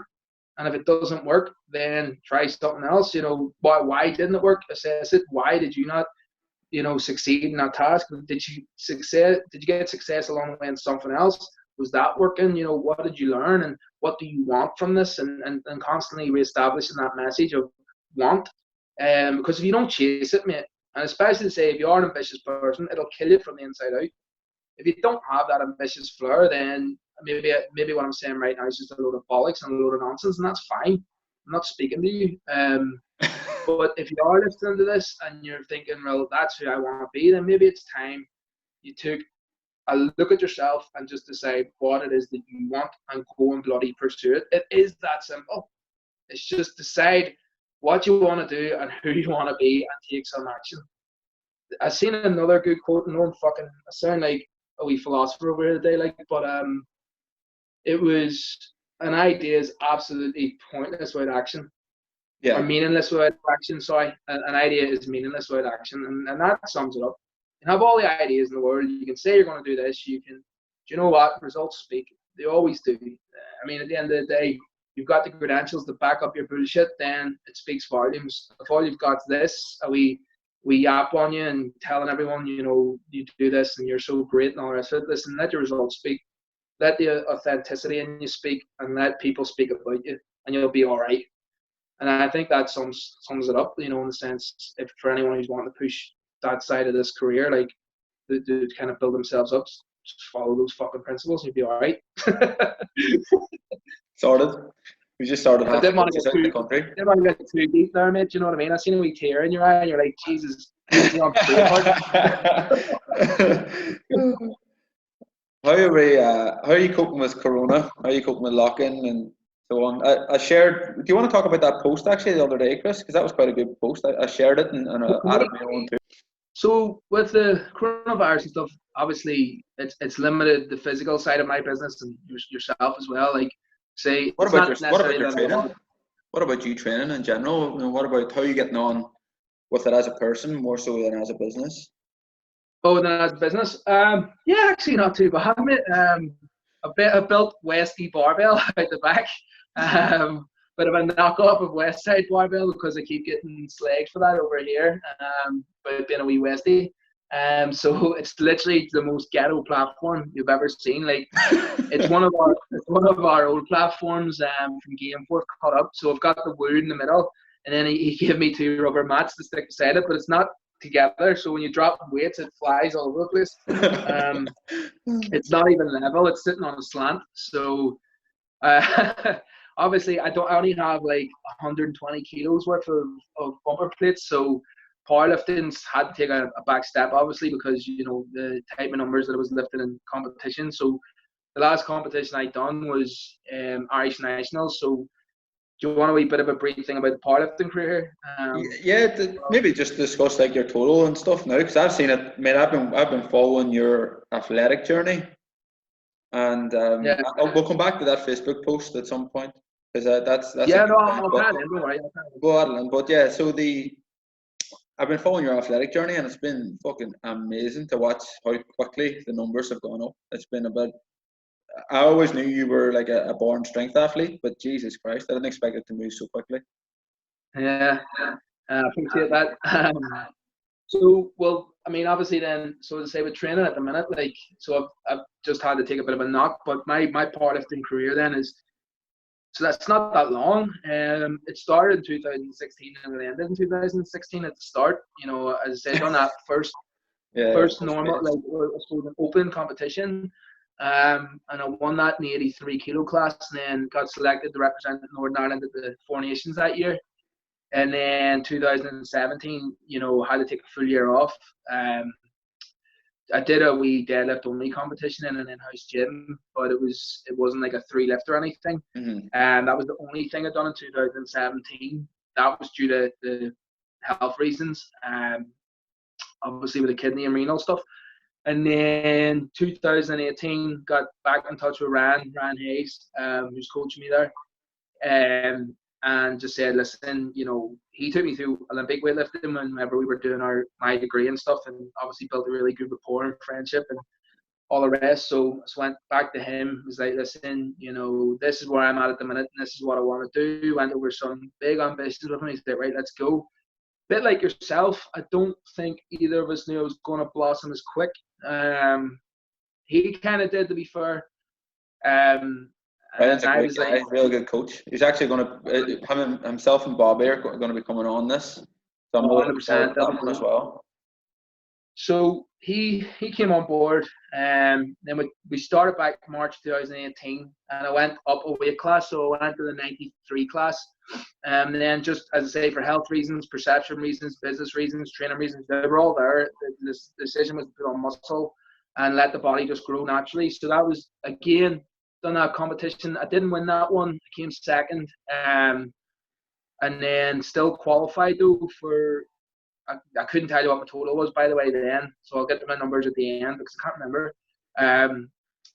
Came second in that competition, and then I qualified for the All Irelands, and then the Four Nations again that year, representing Northern Ireland, and done those, and then done another competition in September over 2018, and then I actually qualified for Irish Nationals in 2019.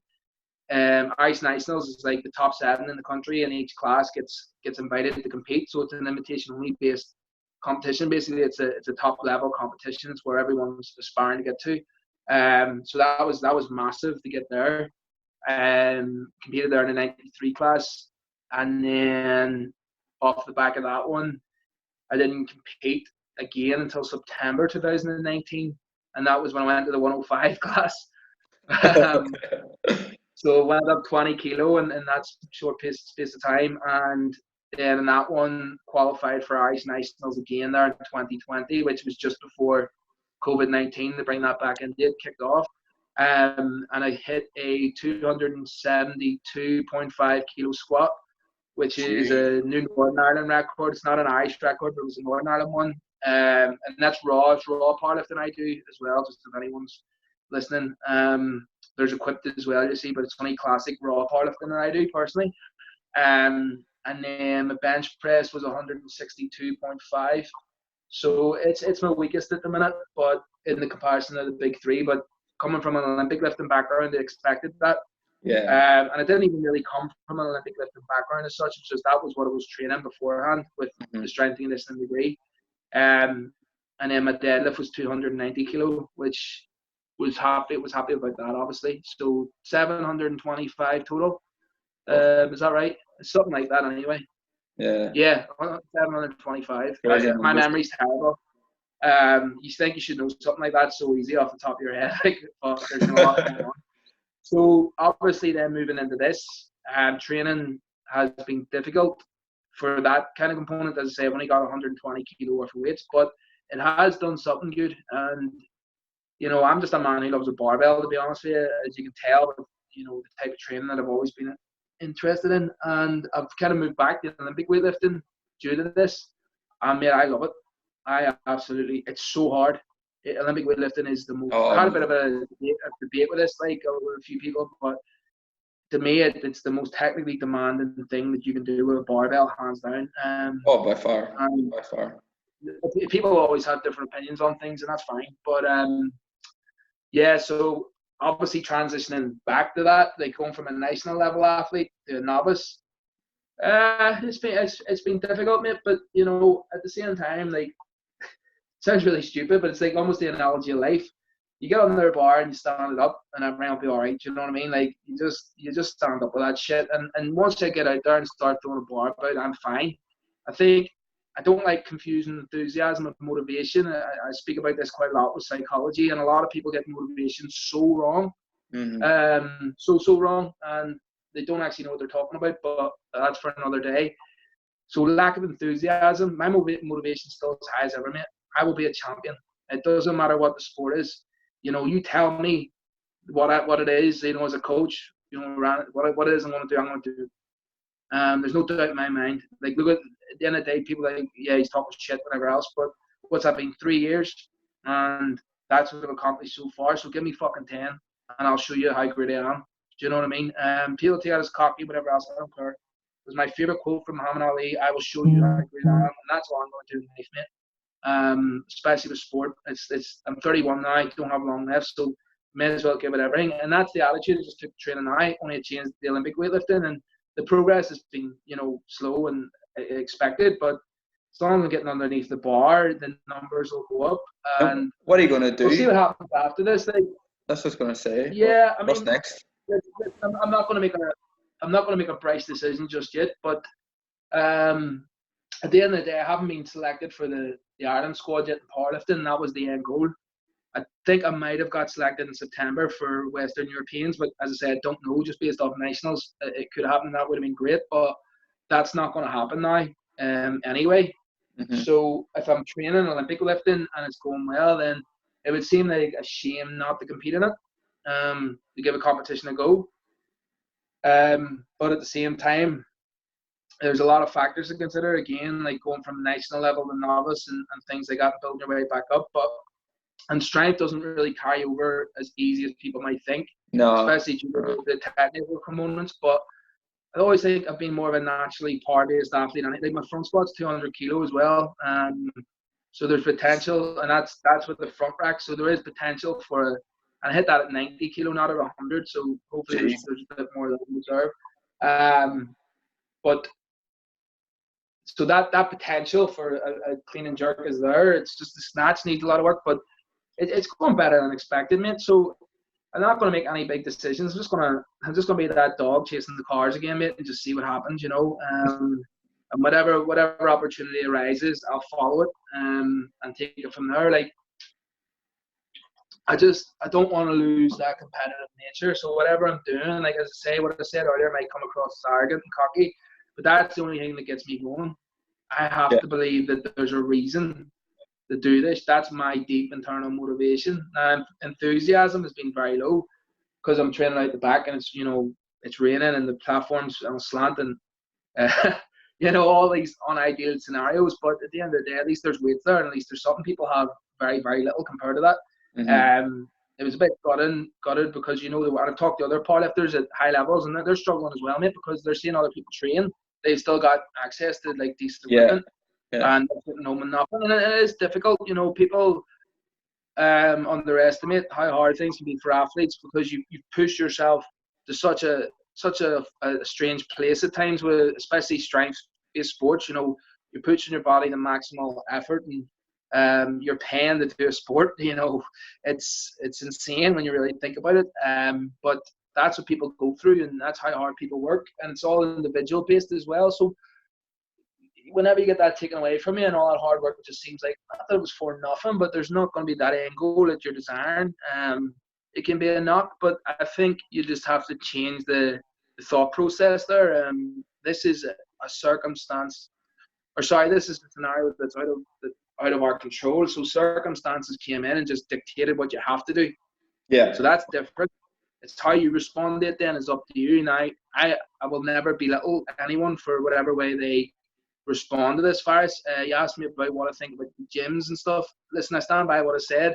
I mean, you're a gym owner, and I could potentially be disrespecting you to your face right now, but I don't think the gym should reopen until they're told to do so. There's so many people thinking they're experts talking about this, and they don't even have a fucking GCSE in science. Do you know what I mean? Shut the fuck up.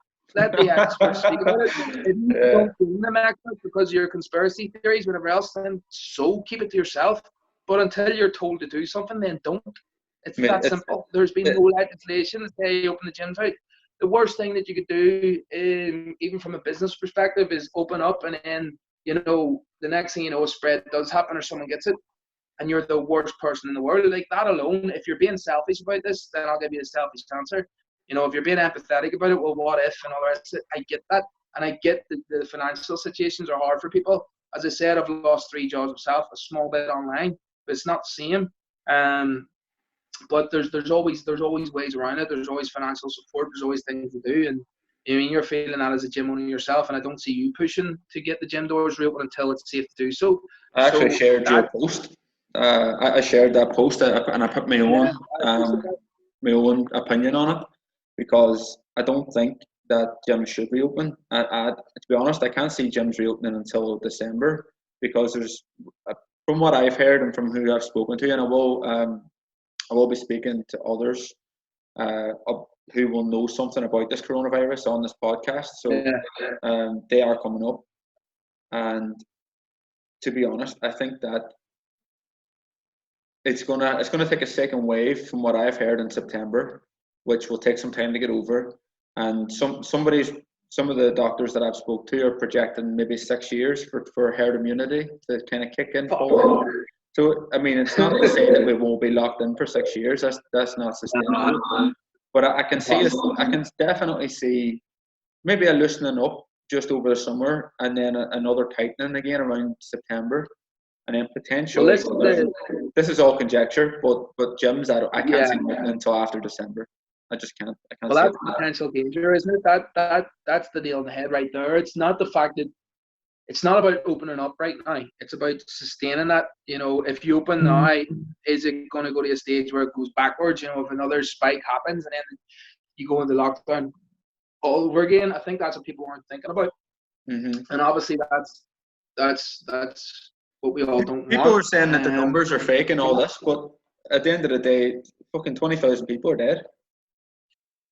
For certain. Mate, I mean, everyone's entitled to their opinion. It doesn't mean that their opinion's right, but I try to blank out social media now and what people are saying, and everyone's a fucking expert, as I say. They're an expert, yet they couldn't get a GCSE in science. And, you know, you're like, why are we even listening to these clowns who are talking? Then I was like, so if you're getting the most involved in that, Chris, you're as bad. Just switch it off. Listen to the people who you need to listen to, and you know, deal with it as it comes. And that seems to be working so far. I mean, I want the gym, especially because we're opening the new facility and stuff. I want that to come sooner rather than later. But I'll be patient, and the same as the rest of us. I'm grateful, obviously, that I have got some weights to throw about the back. It's like that's what I'm going to do after this. And to be honest with you, you know, that's getting me through things 100%. I've been reading a lot more, taking this time to kind of invest in myself. Yes, the business as well. Having a wee whiskey at night, it's lovely. You know, just taking a bit of time to readjust. Like, you don't realize how much anxiety you get with it's not always anxiety in the sense of depression and, you know, all the rest of it. Just like this high end go lifestyle at times, it can take its toll on you. So I've had a lot of time to again to self-reflect and think about things. Been writing a lot again, as you've seen, you know. Just taking care of those who need it.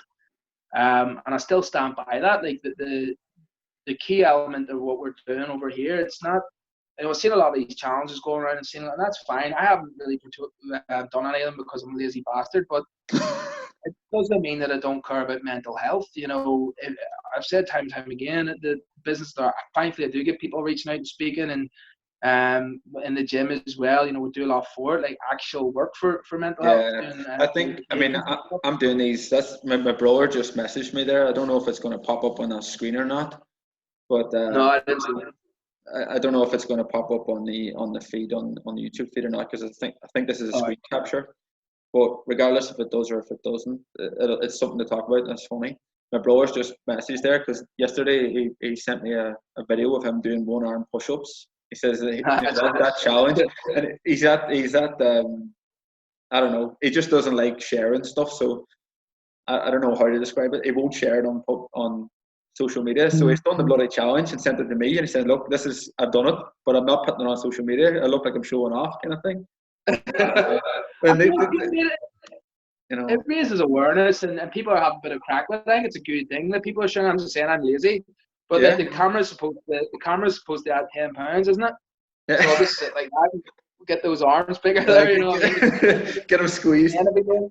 Pretend to be doing some push-ups. No, it's a good thing. As I say, I'm only joking, obviously, but in all seriousness, like, people are suffering mentally with this stuff, and I mean, that's what we're supposed to do in the sense that you're supposed to look out for people, and I'm doing what I can behind the scenes there as well. I know you are too. And at the end of the day, like, I think you just have to keep remembering that one day we'll get through this and we'll go back to normal. It's not going to be that every day is just all sunshine and rainbows, but here, it never fucking was. Do you know what I mean? Real life can be hard enough as it is. So I think, unfortunately, intelligence can be a curse too, because you start fucking wiring this thing up and you're overthinking things, and then you're questioning stuff, and everyone goes through that, you know. The other side of things is, though, we are actually, when you actually think about it, you know, if you've got, I know that there's a lot of things, but not everyone's in the same boat, and I get that, but there is a lot of help out there for everything at the minute. It's just if you reach out and take it, that's up to you. Everyone's circumstances different. Just to touch on that, just as something you mentioned there, you know, not everybody's in the same boat.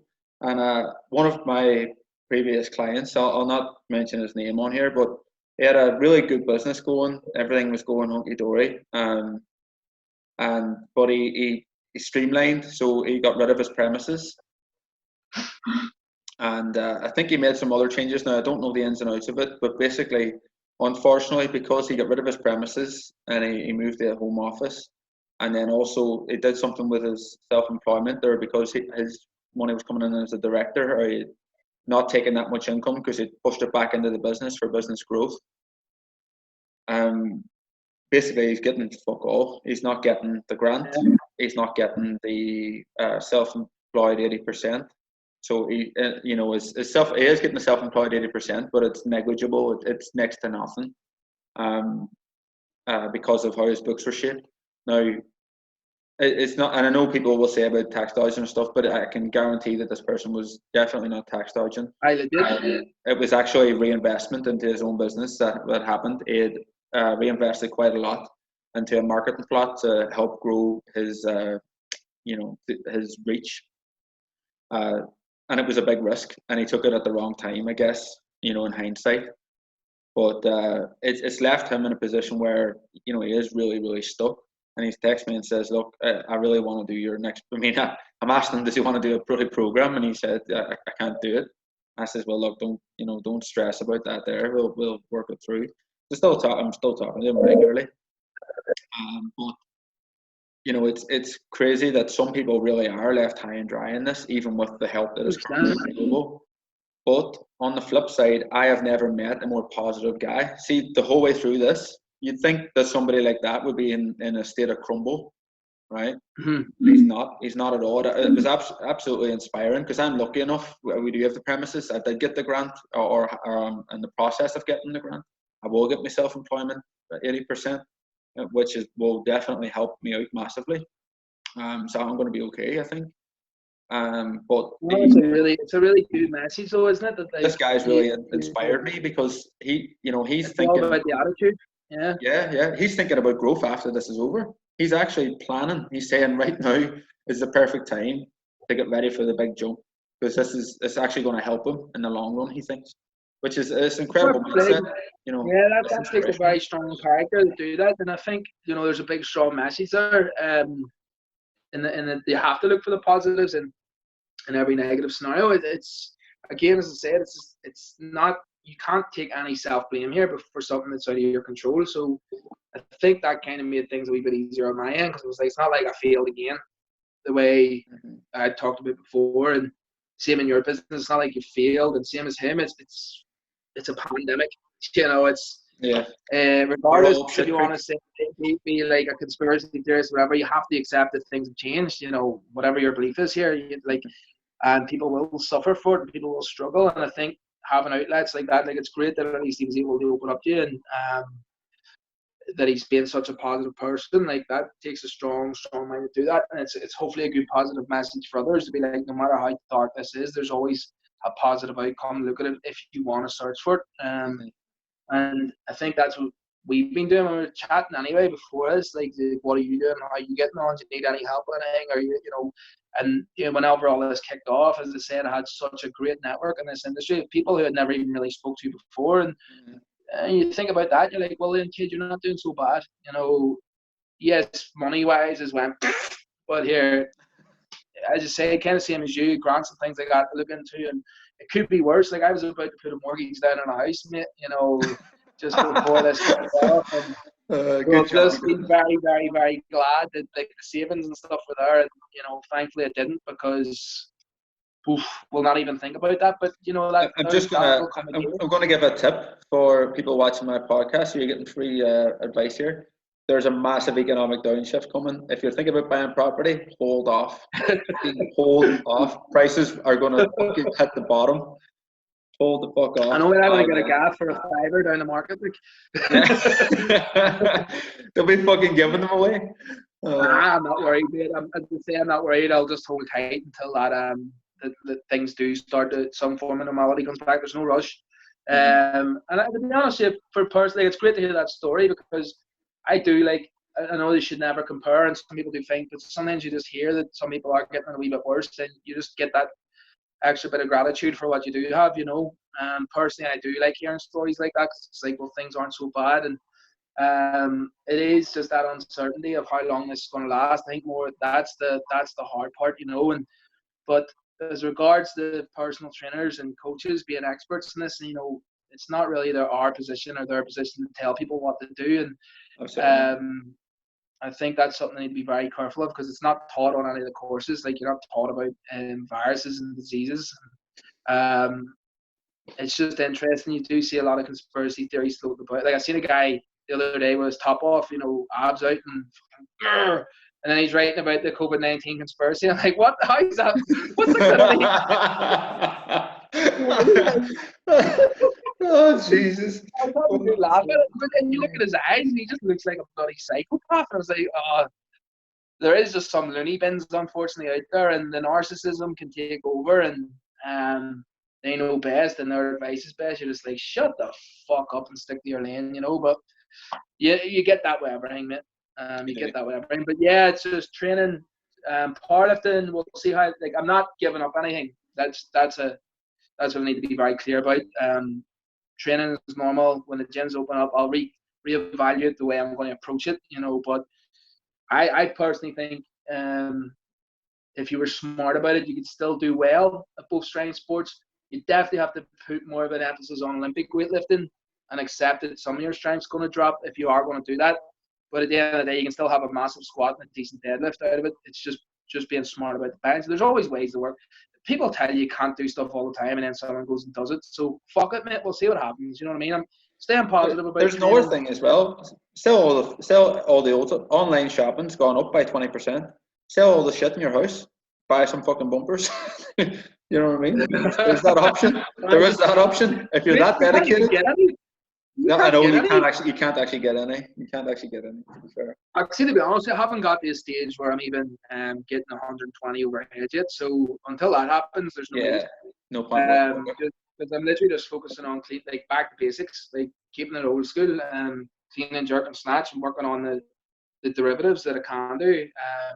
But you're still getting a good training stimulus. Trust me, it may not be heavy weights, but my body's been absolutely battered.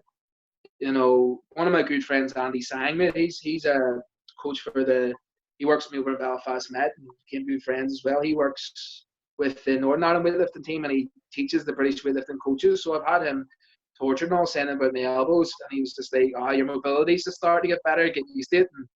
And honest to God, my body's been in pieces, because he is right. Like, I even noticed I'm getting better. Different stimulus, isn't it? It's only been a number of weeks. Like, you expect to be a bloody, you know what I mean? Like, and I'm still throwing like over 100. I think I threw 105 overhead the other day, and 75 in the snatch. So they're not terrible for starting out. Like, It's you know, like they're not bad. Like, competitive wise, obviously they need to go up, but they're not. There's potential there, you know. And that's what you just have to keep telling yourself. Like, it's so easy to. And people might say that's a bit narcissistic in itself, but if you understand the mind of an athlete, if you're going in with the mindset that I can't do this and this is too hard, I'm never going to get better, then you won't. Yeah, so you have to always compete with them. I always go for the best. It's like anything, but sports is like life, right? Because to be an athlete, right, you've got to win in here before you win out there. But life's the same. I mean, this is what I was this is what Chris touched on. The whole carryover for people like us who have been in the sports for a long time and been in that competitive environment for a long time, if you can't win it in here, you can't win out there. Simple as. And it's the same for sport. It's the same for life. It's the same for business. The battle actually happens inside you. It's the old fucking Chinese proverb about, you know, your battle with yourself and all this shit. We're getting really philosophical now, but it's true. That shit's true. It's as simple as I said earlier. Self-doubt kills dreams and self-belief creates them. Do you know what I mean? So I stand by it. That's pretty much the motto of the business. Like, if you are going to go a wee bit into the philosophical side of things, like, it's that self-belief system. And even as a coach, like, every athlete, you know, I approach them all as if they're going to be a champion. They may not know that, but that's the way I see it. And their progress speaks for it. And some of them have won championships, and most of them have won medals at some caliber. And, you know, even as say working with Anto, he won the super featherweight British title there, and like, first thing I done was have a chat with him about his mindset, and it was incredible, you know. And it sat for that, and they were like, well, what we're going to do in training is we're going to do everything we're not going to do anything you think you're going to do. We're going to do everything you think you're not going to do instead. And I was like, what? I was like, we're going to train smart here. Yes, we're going to train hard, but all the running stuff, all the things you're used to in training camp, that's different now. And we're going to get in here with it as well. And it worked. You know, now obviously you're only a wee small component of that as a strength and conditioning coach, but to have that philosophy instilled and to have that with your athletes who you are more involved with, it's very hard to do that in team-based settings. I kind of talked about that yesterday. You'd see a lot of teams will fall apart here because the different style of athlete, the introvert and the extrovert. I know everyone has a bit of both. Like, I'd say I'm an extrovert person, but with introvert traits. But I do like training to show off too. Like, I do like the results, and I do like lifting heavy, and I do like what comes with that. But at the same time, I need to win shit for me as well. But but trying to decipher what type of athletes you have and what type of even population you're working with, like who needs that. Alex Ferguson, again, I know I've brought him up a few times. He said the hardest thing as a coach is knowing when to put your arm around someone and knowing when to give them the kick up the arse. And that's literally it, you know, trying to decide who it is now that you need to kind of give them that little bit of a push, or who it is you need to kind of stay away from, let them figure out things themselves and just keep that network going. It's really interesting, but it's important, you know, it's important to understand, because a lot of these posts that people are putting out now, it's as if everyone's, you know, if you're not training, you're doing something wrong, and everyone's created equally and all the rest of it. It's like, well, it's not the case at all. Like, we're not all in the same boat. We've talked about that. We're not all created equally. We've talked about that. So we have to approach this on an individual basis. And I think that has been the success with the strength coaching and I side of things. Because that's only stuff I can take credit for, because it's mine. Whereas even the rugby academy, the first year I worked there, you know, had those network coaches, like, you know, won the league and won the cup and a few other kind of things along the way, medals and whatever else, shields. And success leaves clues, you know what I mean? Something has to be going right there. Yeah. So forgive me if I'm wrong in what I'm saying, but I have the results to back it up in every aspect that I've kind of pushed into. And as I say, still a lot to learn and still a lot to pursue. So you could talk to me again in a year and you'll get a completely different conversation. I think it will. Do you know what I mean? I think it will. I'd say the principles would still be the same, but there's going to be another learning curve on the way after all this stuff that's going to happen next. And as I say, for me personally, what do you think is going to happen to the industry, Chris? What, like, you're part of the industry in many ways. What do you think is going to happen to both the athletic industry, but also the personal training industry? What do you think is happening? You know, the health industry as a whole. I get out. Do you know where you can do those questions on Instagram? Like that gets asked now quite a lot. So hopefully I'm not regurgitating the same things. But there's two kind of ways of looking at this. We'll stick with like the personal training kind of fitness industry kind of side of things to keep it easy here. I'd say that's where most listeners are going to be anyway. Health side of things, like, it's not my expertise, so I'll leave that to whatever doctor and stuff you have coming on. I think the fitness industry is either going to get a lot of not a backlash as such, but I do think a lot of people are going to question whether this is what they actually want to do for their careers, and already, you know, maybe deciding, is it really for them? Is it worth the hassle? And start to kind of back off. But the other side, coaches, you mean personal trainers are going to back off from the industry itself? Yeah, I think that's going to happen.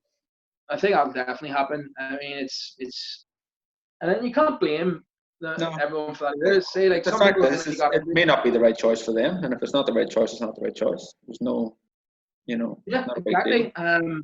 And it's like, that's a lot of stuff's out of our control, and people still do need to make money and look after families and homes and things like that. So I do think you will see a lot, and then other people who weren't really that bothered. You know, you do get people that say that complacency side of things. Maybe this is a time to kind of pursue something else. And I know it's quite an ignorant thing to say, but they do say only the strong survives, and I think that will be the case with the industry as well. It's those who want to keep pursuing it will do.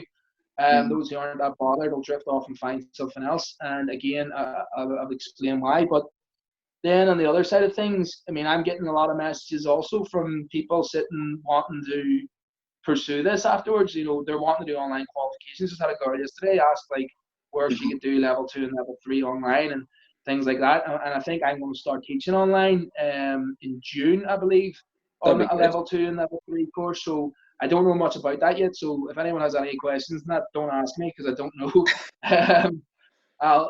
As of yet, anyway, I'll find out in the next couple of weeks and do a post up about these courses. But so it's almost, maybe it'll balance itself out. I don't know. Maybe we'll see a lot of new faces coming into it. People will start to restructure businesses.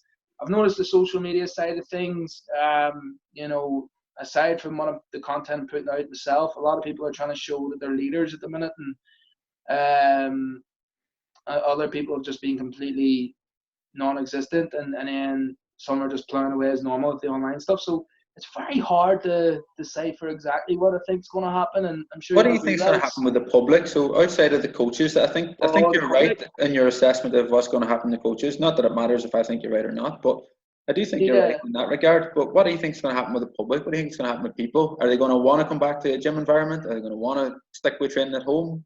What do you think? Well, reading between the lines, you would think, you know, they're going to be busting to come back to the gym. But it's like January all over again. It's hard to decipher if it's all talk or if there's any walk behind it. Well, that's what I'm thinking. I think Yeah, people are going to bust to get back to the gym for a month, and then they're going to fuck off again, and then it's yeah, back to die square one. off. Yeah, I agree with you on that. And then those who are serious, they'll stay on.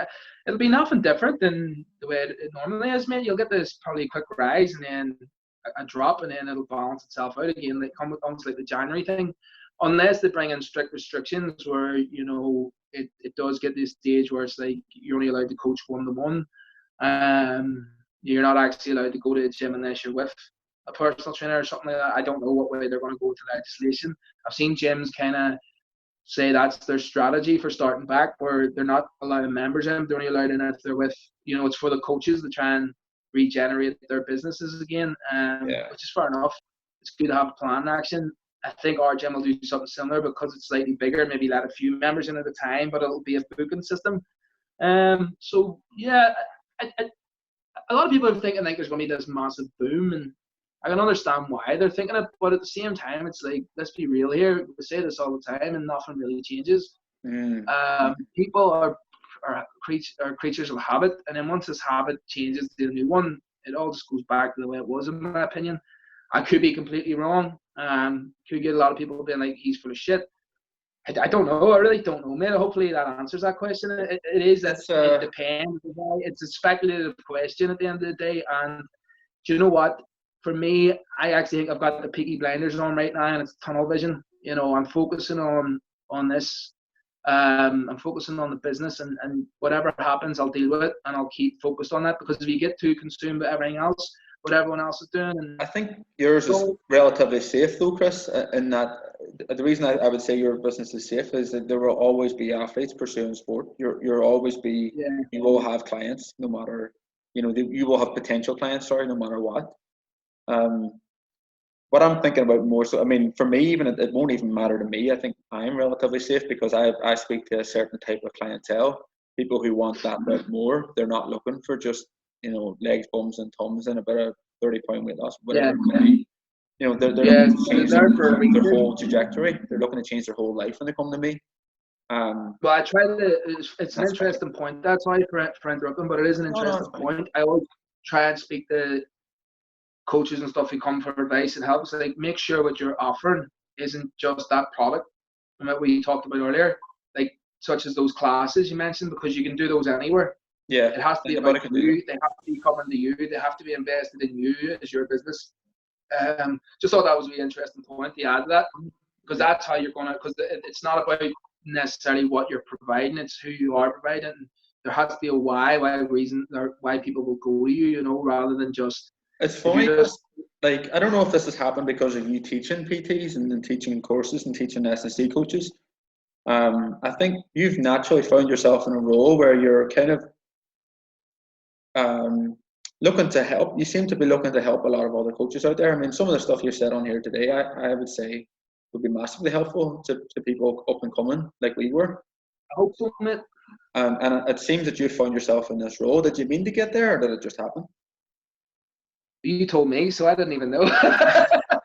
Well, yeah. I mean, I'm joking. Do you know what? Like, it's a funny thing, isn't it? Like, again, I don't think it's for me to say. I think it's for other people's opinion. What people's opinions of me are none of my business. That's up to them.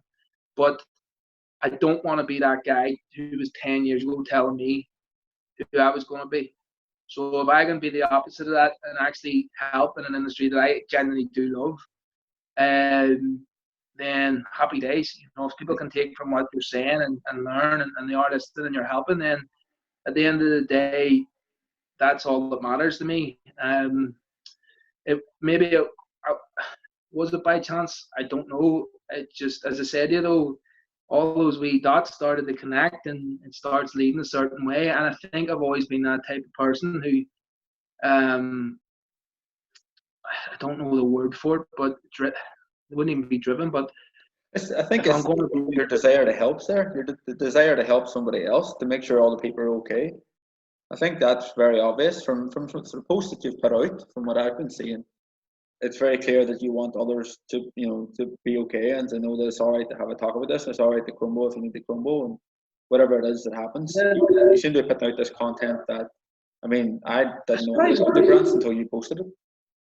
It probably came up, or sorry, it probably just came with the way I was brought up and the things I went through in life and the shit I dealt with. And it's like, you don't want people to feel ever the way I did before. Do you know what I mean? And you don't want people to feel in that stage where they're just not important, or they don't belong, or, you know, they don't have that chance to succeed, and they're a misfit and all the rest of it. And it's like, that's the type of person who I think deserves help and who needs that little bit of attention, you know.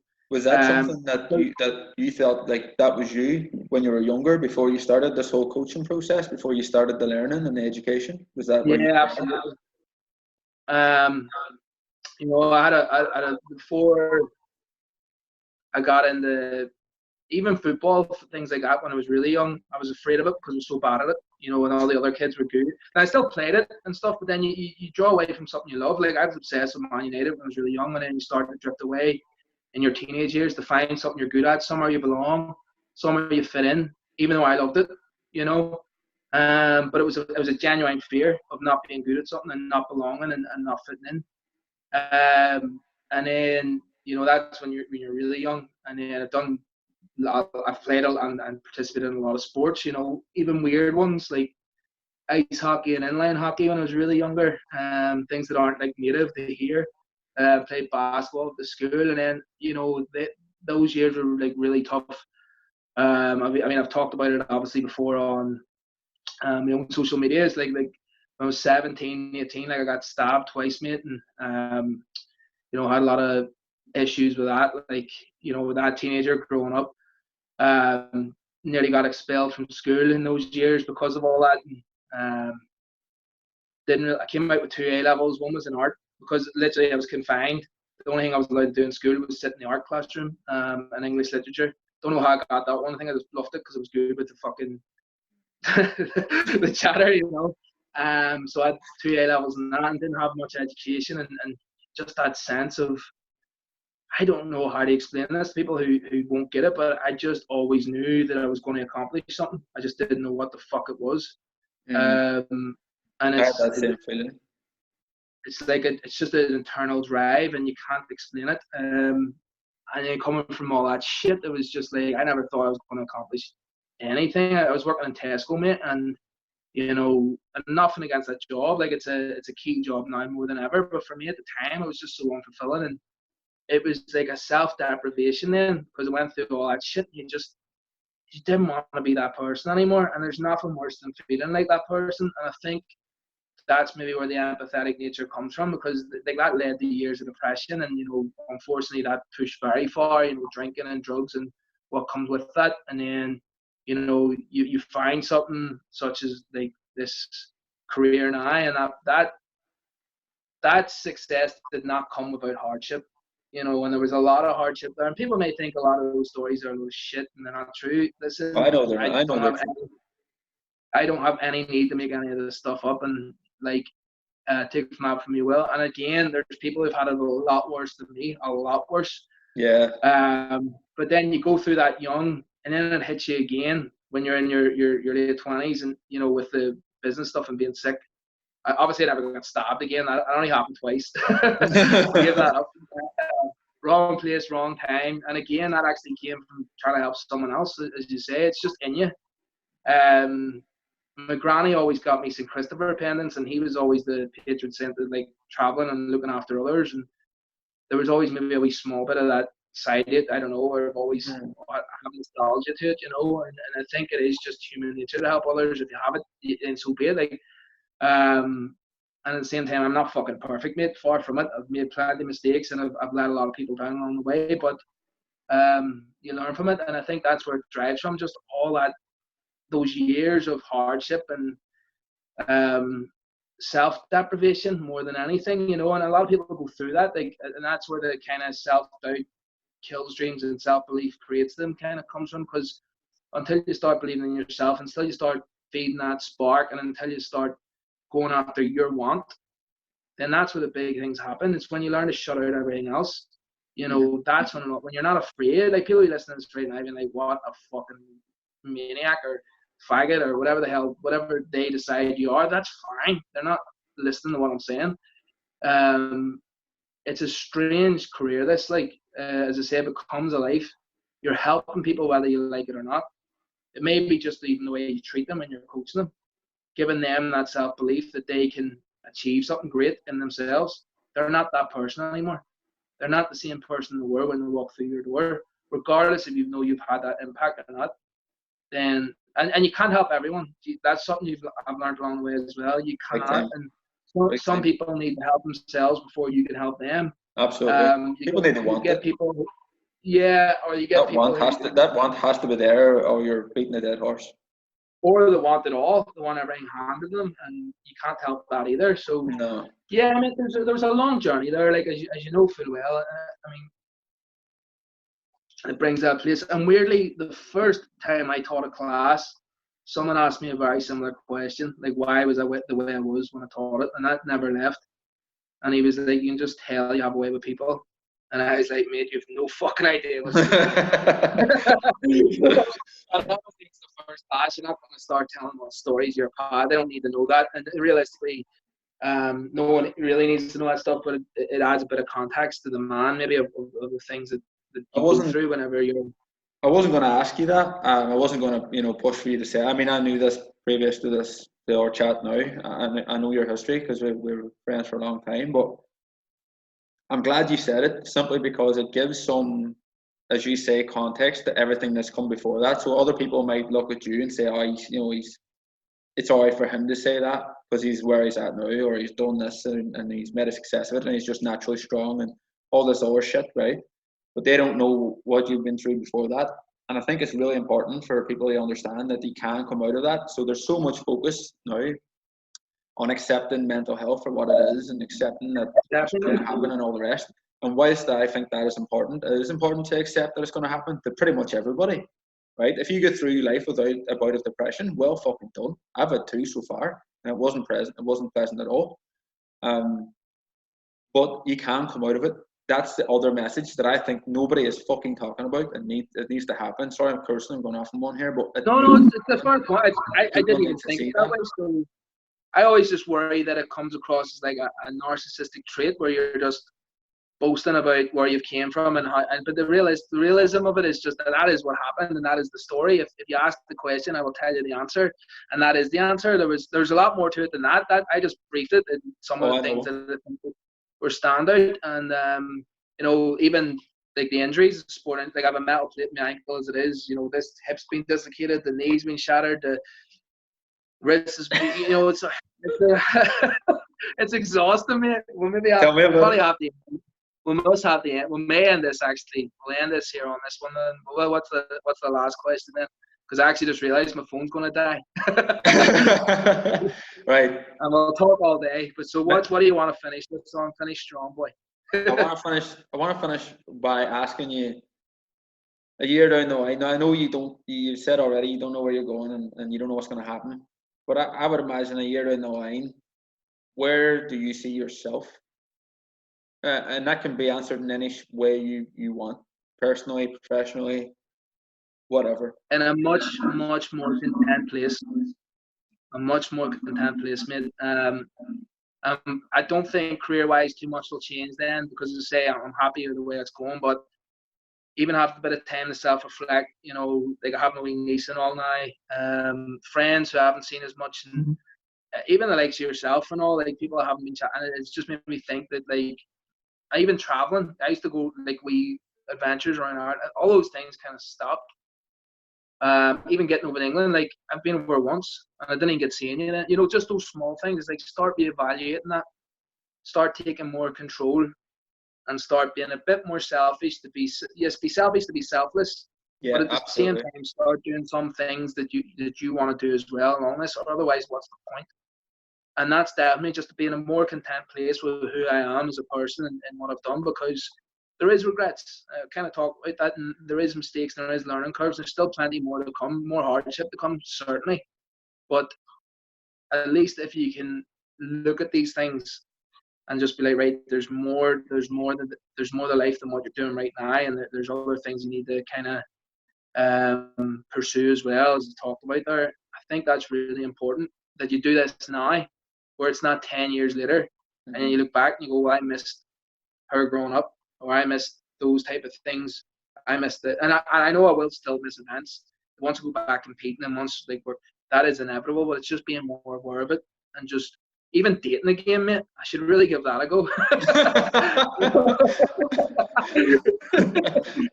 Yeah, I just that's it. Like it really, that's all it is. Just slowly but surely getting better and better. Mike Tyson said, every day in some form of way I will get better and better, and I think that's life's mantra right there, mate. And if you're doing that, then in a year's time, then good things should happen. Like, very much.